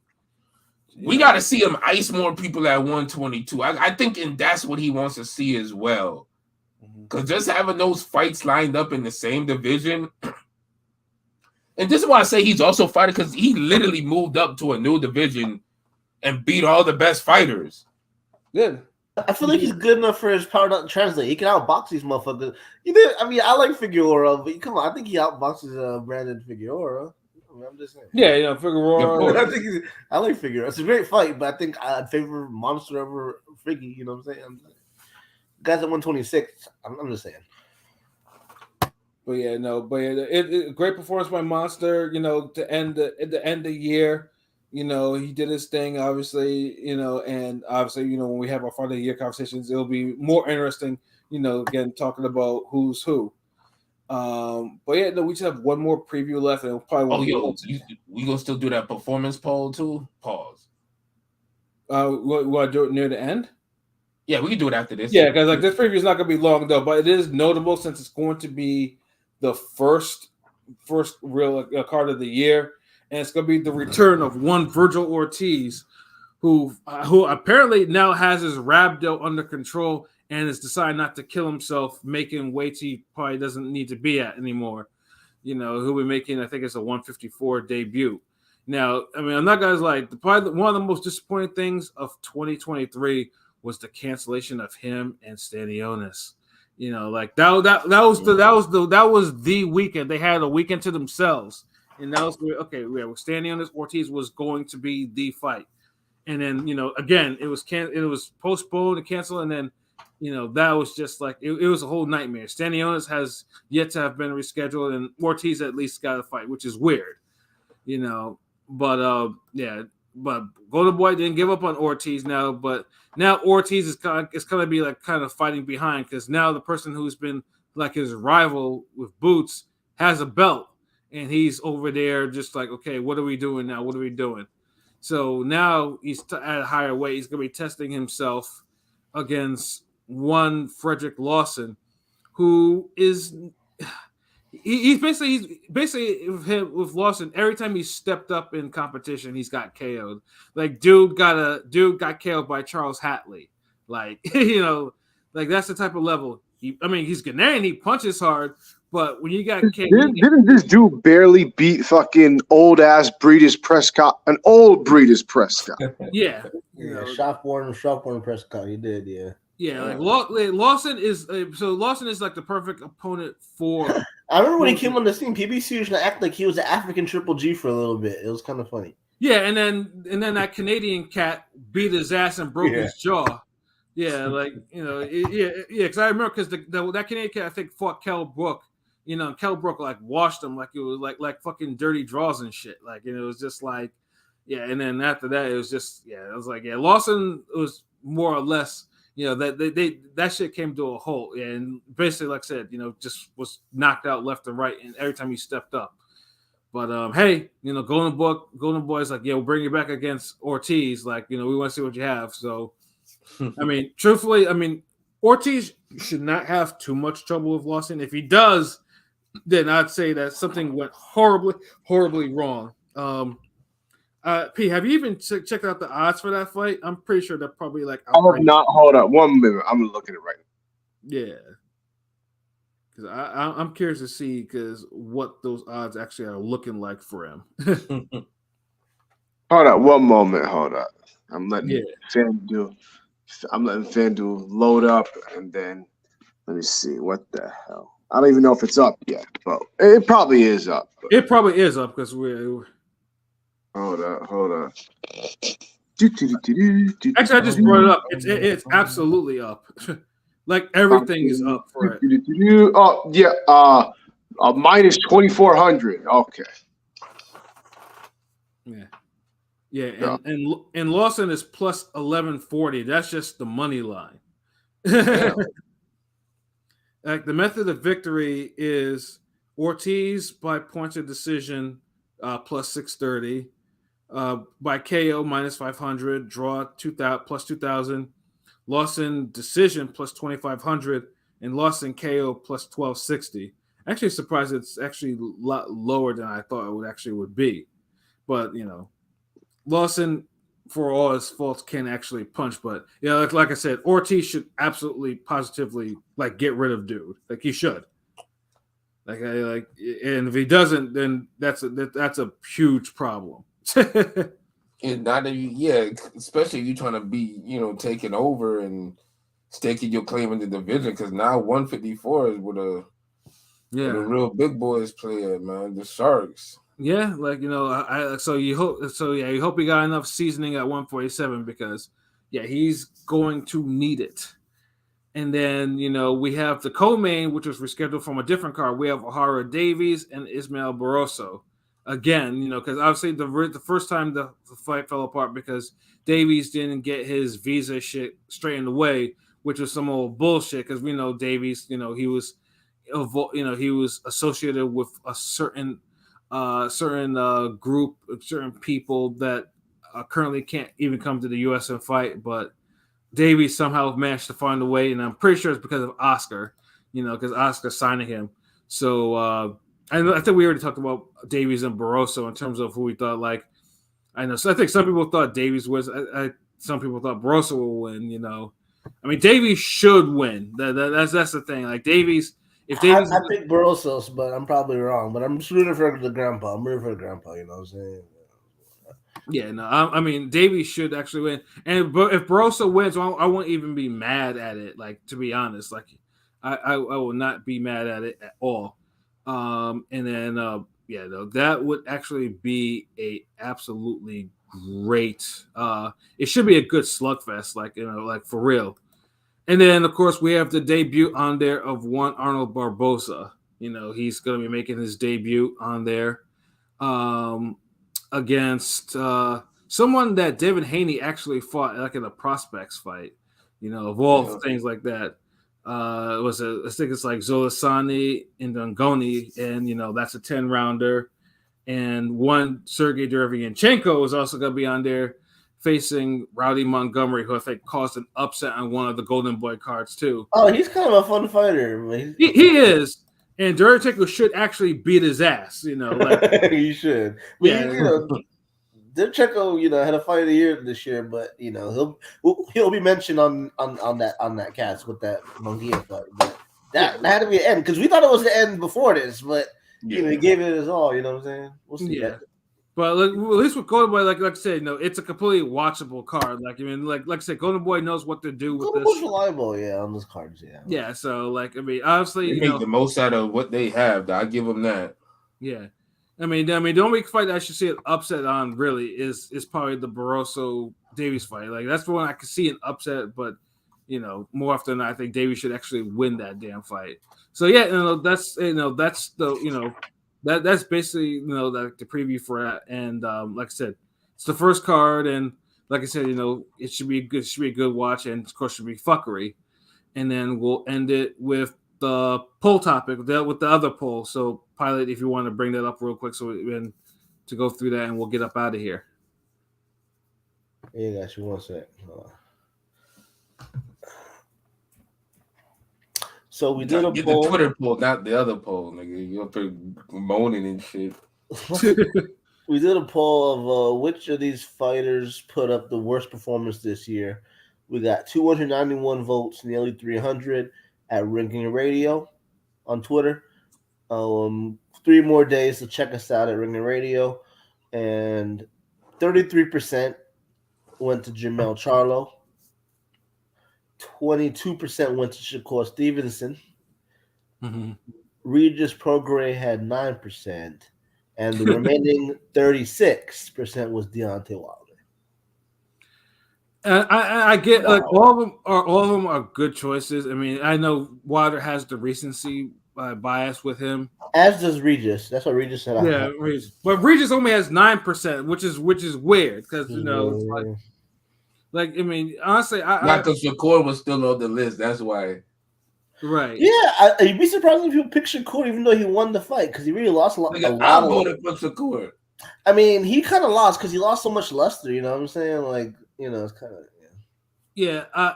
Man ran his mouth all year and fought like a little hoe against like a fellow contender. A prospect. He's a prospect. Santos is not a true contender. He's a prospector. You know what I'm saying? He was not a true contender. You know what I'm saying? But like I said, it was what was magnified first with the Nakatani fight. It's just like dude doesn't trust his chin all that much. Like if he thinks he can't hurt you, he'll do what he does. But if he thinks you're a power puncher, he fights incredibly negative, and it basically it's how like Andre Durrell used to fight in his early days too. Like because I still like there was some what was that fight he had with what the fuck was his name? That was a Curtis Stevens. Huh? Curtis Stevens. Yeah, Curtis Stevens. Yeah, and that fight was. I remember because they hyped up that fight, and that fight was like a whole eyesore. Like dude's career. Dude career almost came to a halt. Because they were like, "What the fuck is this?" Like he fought so fucking scary, and this was an HBO fight. You know what I'm saying? Like, dude had a whole. Yes. Oh my god. I remember I was getting my hair braided during that fight, and Shorty was like, "Why are you watching this bullshit?" I'm like, and because that shit was the co-main to fucking Ndu Malignaggi, nigga, and it's bad when Malignaggi has a more exciting fight, than that nigga. Facts. So I'm saying like, yeah, it was a bad look, and that's what Shakur was against Dos Santos, like, bruh, like you have the skills, you can punch, you have the size and everything. Like, what is you doing? Just get in there and fight that man. You're in Crawford's camp. What the fuck are you doing that you find so negative? And of course, he blamed it on injuries and stuff like that. And then of course, he doubled down on it and was like, "Fuck y'all!" Like I did all that. Like what? Like basically he didn't handle that whole situation right. And to me, that's why I was that's the thing. Yeah, the way he came off, he think he's trying to be like Floyd with the "you'll pay to see me lose," but I don't even think people care to see him lose. They just don't care. Right. And it was worse too because we still gave him props because obviously when the Frank Martin fight kind of fell apart, we were like, okay, like what are we gonna do? Like, and it's just like now, but he took a lot of shine off his luster, and it's bad now because he has a belt now. And fighters are not gonna look at it like, okay, damn, like, okay, I want to face this nigga because he's like, damn, he's gonna stick it out, and he's not gonna engage or do nothing to that shit. Like, and this is what we thought, and this was where we thought he was actually turning a corner, but now it's highly inconvenient. Whereas, Prograis, at least he had 2 bad performances this year, like really horrible performances. He looks better than Zarella fight. You know what I'm saying? Yeah, but that's Zarella. Yeah, me and Pete were at the Zarella fight, and of course, obviously, the first 2 rounds were good, and the rest of it was just hot trash. Like, Yeah, we cared about more what y'all niggas had to eat down there. Yeah, exactly. So when we'll talk about 30 minutes about food in New Orleans over the fight, something was up. Yeah. But even then, like that shit didn't piss us. That fight didn't necessarily piss me off. It was bad, but it wasn't like Shakur. Because Shakur bad, like they actually gave him like, okay, you're leading on ESPN and everything like that. And of course, they followed a fight of the every time Shakur follows a fight of the year, he lays an egg. I just realized that because he followed the fight of the year with the Nakatia fight, and he followed the fight of the year with this shit. And again, he laid an egg. So yeah, he just clearly don't trust his chin. He lost a lot of luster. You don't hear his, I haven't heard much Tank versus Shakur talk anymore. Haney's. It's kind of funny because 6 months ago, it felt like people didn't like Haney as much, and Shakur was on the favorable side. Now Haney's always been more entertaining. Yeah, Haney's more entertaining, but I'm saying now people are seeing it because. Haney always was kind of like they try to clown Haney sometimes, you know what I'm saying, and kind of dick rush Shakur. But it seemed like because that's the thing, like for some reason, I don't know what it is. Maybe we could, ask King P. But when people see, I know Pat already know where I'm going with this. When people see niggas move around and use the ring, they just equate that shit to more skill. Right. Y'all see Shakur Stevenson prance around and do the Nightcrawler reflexes and teleportation and shit, and it just looked like it's more skillful. But what Devin does is more natural and more boxing per se. And he's sticking and moving. He's giving different angles. He knows how to fight different styles against different types of opponents. You know what I'm saying? He might get hurt or clipped or whatever or caught. But he battles back, or he clinches. He knows how to survive. Like, he just doesn't get scary. Right. Like, it's not my fault Linares didn't know how to get him out that clinch and outwork him more. Right. You know what I'm saying? The game is the game. Right. If it's Shakur Stevenson, it just seems like he only has really that one, kind of like how Sonny Edwards looks. Like, that move around shit. He can't beat any quality person that could punch. He's no Pernell Whitaker. Right. I honestly think he only has one type of defense, and you're not going to really see until he fights his Bam or whoever has great foot speed. Mm-hmm. That'll really show who he is, man. So he's going to keep, like you said, it looked like it was a fluke with the Nakatani, that shit, but it's really who he is now. We see it. Yeah. And like I said, and that's going to hurt his appeal. And that clearly hurt, because Top Rank, everyone, again, this was worse because everyone got pissed at him. Everyone's like, it's like, and because, Shakur got the Twitter fingers like a motherfucker. So, yeah, he had to respond to that shit. And, he didn't do a good job. And, it's highly convenient, especially when his performances were improving. And then Jermell Charlo, who we didn't really talk about all that much, like Jermell Charlo was, that was disappointing because He was we advocated for him to be. He was a pound for pound guy. We said it before motherfuckers were even saying that he actually was. Like, dude was a pound for pound guy. He wrapped up in the division. He was probably the one person in that particular era of PBC whatever that was like, okay, dude was trending towards to being an all-time great 154 pounder.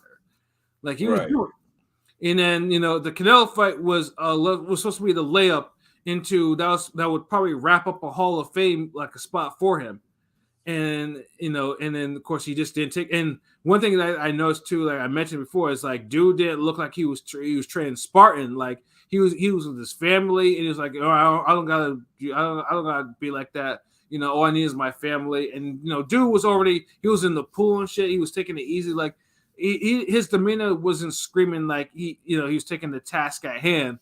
Like he wasn't angry. Yeah, there was no braggadocious. You know what I mean? Like, it's like like bro, big like humble shit. Yeah, and then you have Canelo who was training because everyone was saying that he was washed up. Canelo was training like he knew his career was on the line in the way it was.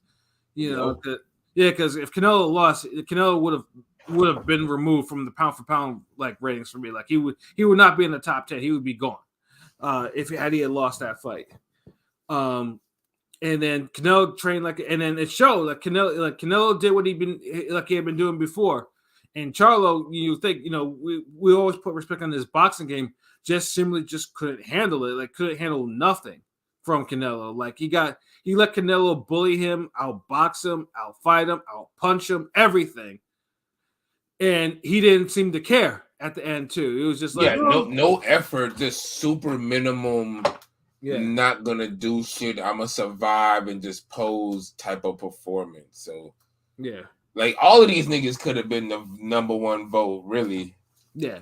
Nah, it was like the best year of boxing. So we had a lot of great performances, you know what I'm saying? But also there's a lot of duds that we can remember, And absolutely. And that's why, like, we're gonna have to really come down to it. Like, you can say Joyce in the second fight. Joyce against Zhang in the second fight. There's a few that you could say that didn't make this list. Oh wow, yeah. There was a lot of it's so many poll topics. Like, like who had the worst year? Joe Joyce, Prograis, Charlo, or what? There's somebody else out there, right?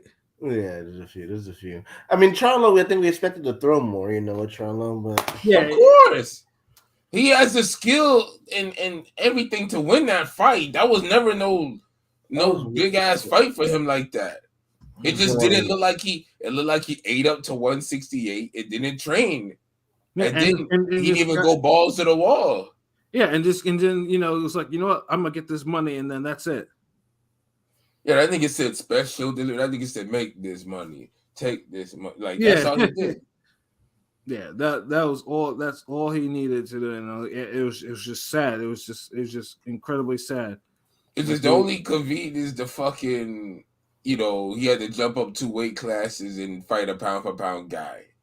So that's it. And everybody like Wilder, he had to fight a former champion, which is somebody he should have been fought on that level years ago. So. Like niggas get they just desserts, but even then, Parker's no joke. So that's why I really make Shakur look the worst, because he was way overmatched against this guy. Everybody else was more evened out. He was. I mean, Delmo Santos was, again, definition of a pro spender. He wasn't a true contender. I mean, do y'all consider El Rayo a contender in the lightweight division? I want contender, French contender. I mean, he's a notable fighter. Like he's like a French contender. He's up there, like fight for a title. Hey, whatever. So De Los Santos, since he beat him, he's in that same ballpark, or is he a contender? you know what I'm saying? Well, there's supposed to be a separation. Shakur was already seen as a pound for pound guy. Yeah, for sure. Multiple division champ, like. There's supposed to be a level of real separation, and all we got was this looked like a showbox Andre Darrell fight, like Pat said. Yeah, that's crazy. And it's like, come on, like, and we're not talking about Tim Bradley Jr. Witter showbox fight. We're talking about an Andre Durrell prospect showbox fight. Right. And this is who Shakur Stevenson is fighting like while being a pound for pound top guy. Mm-hmm. Multiple division champ. Like, it's not a good look. And it's like, you can't keep yourself in the public eye and be buzzing all year, running your mouth. And then when you fight, this is what you do. Yeah. Never a good move for your career, bro. Like, yeah. Because now you don't want people to remember you for talking your shit and not delivering. It's one thing is niggas remember you for talking shit and you know, whatever, you just talking shit. There is another thing niggas remember you for not delivering. Mm-hmm. But putting both together, damn. Right. Like, come on, bro. So it's like, I want to see better. Yeah, no, absolutely. Yeah, like straight up. But yeah, we could wrap this shit up, yo. This is good podcast. Yeah, absolutely, man. So, Pilot, you have any final thoughts? I don't have much. We ran it pretty late. You know, shouts out to everybody. Hope everybody had a good year. And, you know, we'll look forward to seeing y'all in 2024. Ringer Radio. Man, classic. Yo, LB, yo, your final thoughts, yo. That nigga killed me with that shit. Oh man, like this nigga, he trying to get the spinoff for next year. For real. Man, good cast. Good weekend of boxing. A little overwhelming. What is cool. Hopefully, you know, next year we get more fights.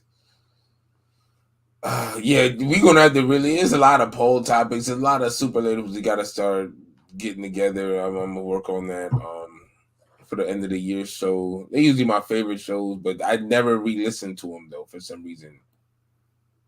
So I don't know, but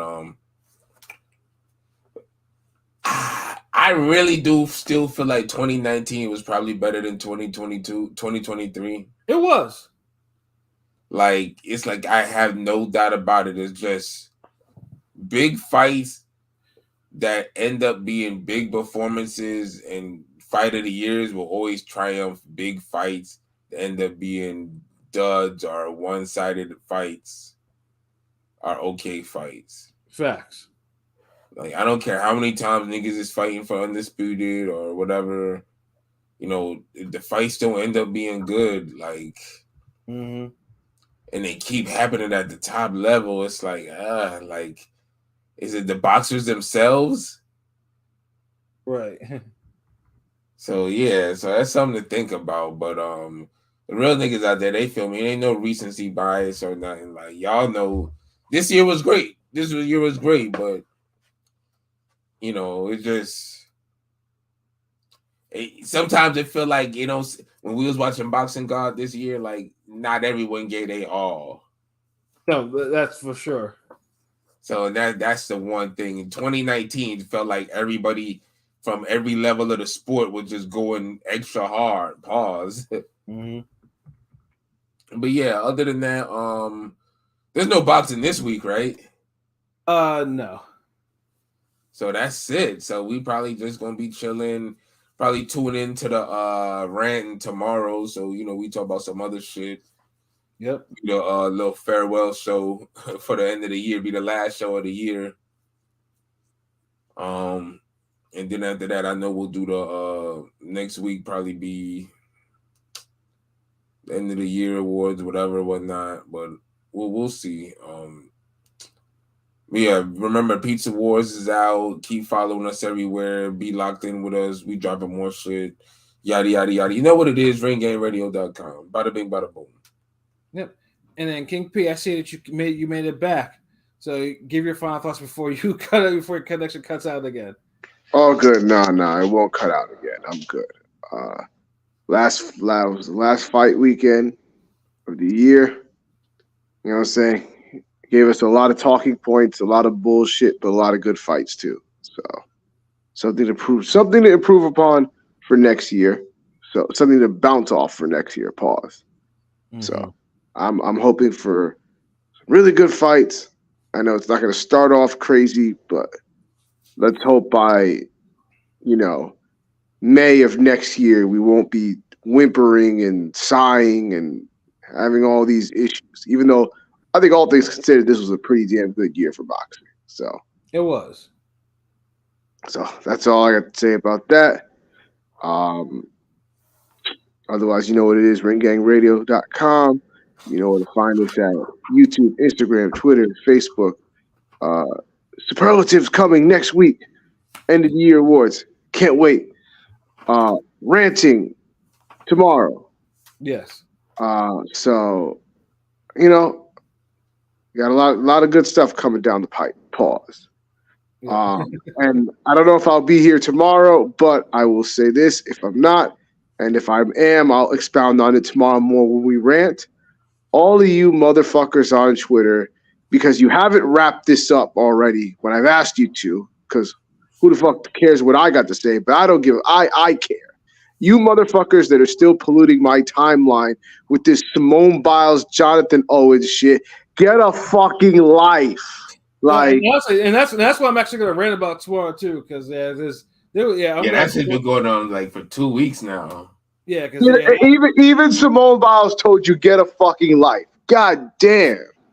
Yeah. I'm gonna weigh in more tomorrow on that shit, because that shit was irritating the fuck out of me too. Like, it was like even the Kali thread is already like rafter status. Yeah. No. Like, y'all niggas chill already. That's honestly about to be the fucking that's about to be my quote for fucking next year. Get a life, kid, because a lot of you don't have any lives, like, and it shows with the way you be talking on fucking social media. Always complain about everything. Yeah. Gotta stop investing in those celebrities' lives, you know what I'm saying? Like, it's crazy. Yeah, because you don't have any fucking life of your own. Once again, get a life, kid. That shit, you gotta make the meme, nigga.